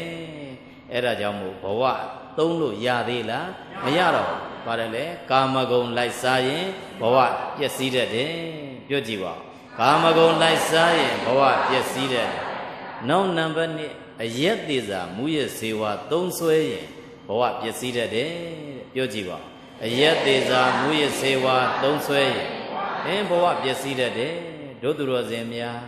အရက်မတော့ဘူးရင်သွားပြီးတော့မစနဲ့တကယ်အရက်သမားဖြစ်လာပြီဆိုရင်တကယ်ပြင်းပြင်းထန်ထန်ကြီးတာဖြစ်လာရင်အဲ့ဒီပုဂ္ဂိုလ်ဘဝမပျက်စီးဘူးလားပျက်စီးတယ်တဖြည်းဖြည်းနဲ့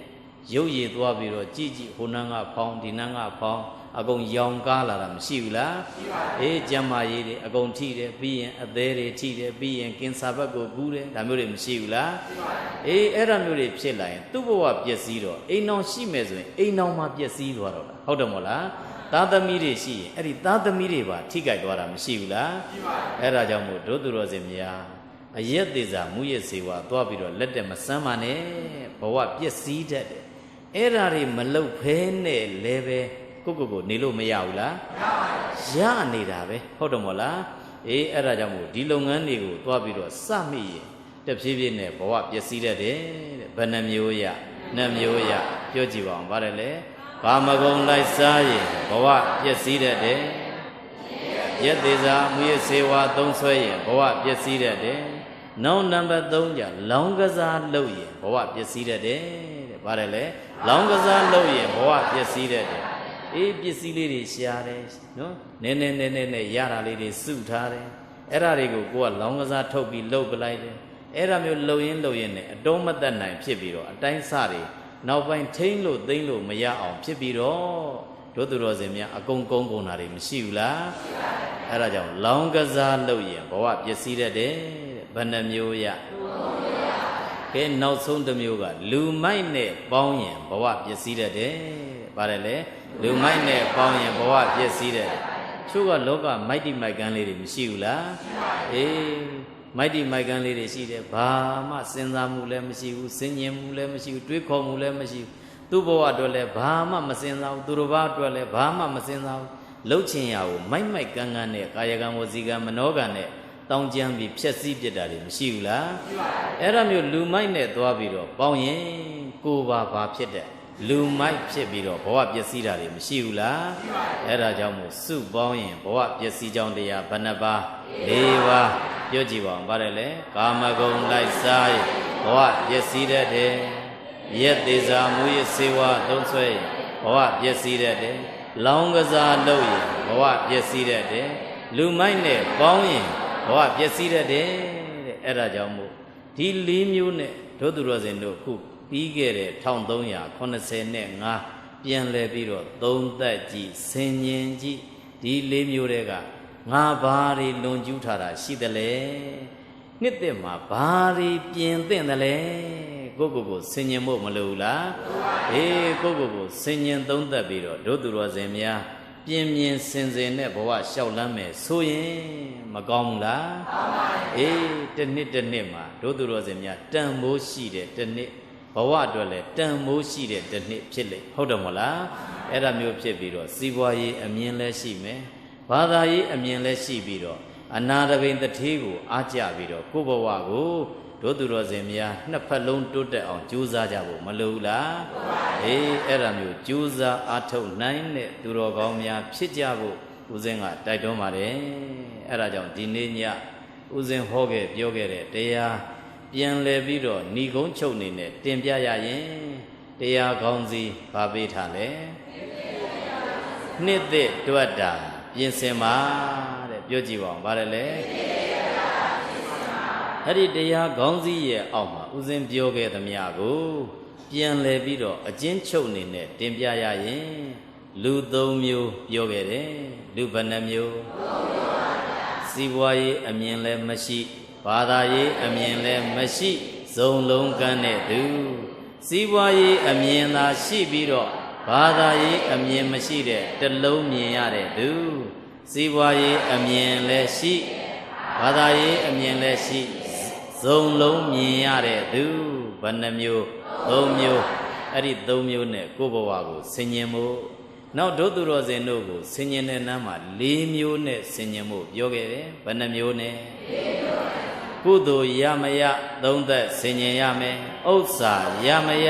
သုံးသက်ဆင်ញင်ရမယ်ပညာရမရသုံးသက်ဆင်ញင်ရ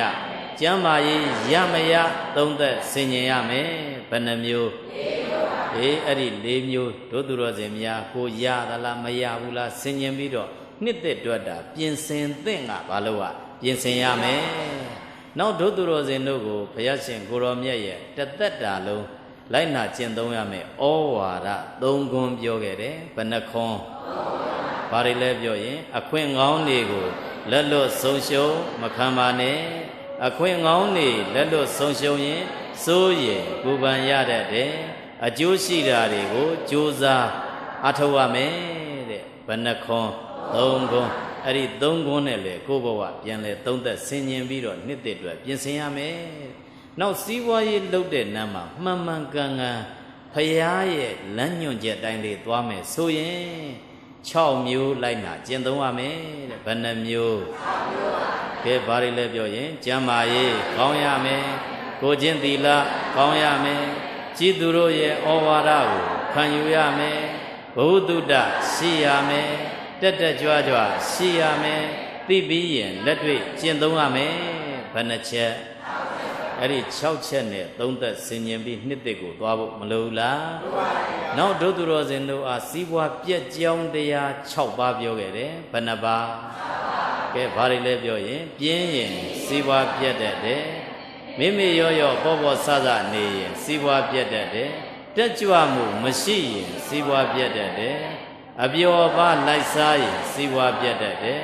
ကိုယ်နှုတ်စိတ်ကိုမစောင့်စည်းရင်စီးပွားပြက်တတ်တယ်အဲ့ကြီးရင်စီးပွားပြတ်တတ်တယ်အဲ့ဒီ6ပါးလဲသုံးသက်ဆင်ញင်ပြီးတော့နှစ်သက်မှာပြင်သင့်တဲ့အရာတွေပြင်ပြီးသွားကြဖို့မလိုလားနောက်ဒုသူတော်စင်တို့ကိုဘဝပျက်စီးကြောင်းတရားဘယ်နှပါ၄ပါးပြောခဲ့တယ်ဘာတွေလဲပြောရင်ကာမဂုဏ်လိုက်စားရင်ဘဝပျက်စီးတတ်တယ်ရက်သေးစာမှုရစေဝါသုံးဆွဲရင်ဘဝပျက်စီးတတ်တယ်လောင်းကစားလို့ရင်ဘဝပျက်စီးတတ်တယ်လူမိုက်နဲ့ကောင်းရင်ဘဝပျက်စီးတတ်တယ်တဲ့အဲ့ဒါကြောင့်ဒုသူတော်စင်များကကိုယ့်ဘဝလေးကိုပြန်လဲသုံးသပ်ပြီးတော့ပြင်သင့်တဲ့အရာတွေကိုပြင်ပြီးသွားမယ်ဆိုရင်တစ်နှစ်ထက်တစ်နှစ်အဆင့်မြင့်သွားเสียအကြောင်းမရှိဘူးလားရှိတယ်အဲ့ဒါကြောင့်ကြွရောက်လာကြတယ်အားလုံးသောသူတော်စင်ပရိသတ်အပေါင်းသူတော်ကောင်းတို့သည်မိမိကိုယ်တိုင်ကလည်းပဲတန်ဖိုးရှိတဲ့လူဘဝကိုရနေတဲ့အခိုက်အတန့်တန်ဖိုးမဖြတ်နိုင်တဲ့ဗုဒ္ဓသာသနာတော်မြတ်ကြီးနဲ့လည်းတွေ့နေတဲ့အခိုက်အတန့်မှာကိုယ့်ရဲ့ဘဝကိုတစ်ဆင့်နဲ့တစ်ဆင့်မြင့်အောင်ပြင်သင့်တဲ့အရာများကိုပြင်ဆင်ပြီးတော့နှစ်သက်ကိုရှောက်လန်းနိုင်တဲ့သူတော်ကောင်းများဖြစ်ကြကုန်ပြီး၍ဒုက္ခခတ်သိမ်းတို့ရဲ့ချုပ်ငြိမ်းရာဖြစ်တဲ့နိဗ္ဗာန်သို့ရလွယ်ရောက်လွယ်မျက်မှောက်ပြုလွယ်နိုင်ကြပါစေကုန်သတည်း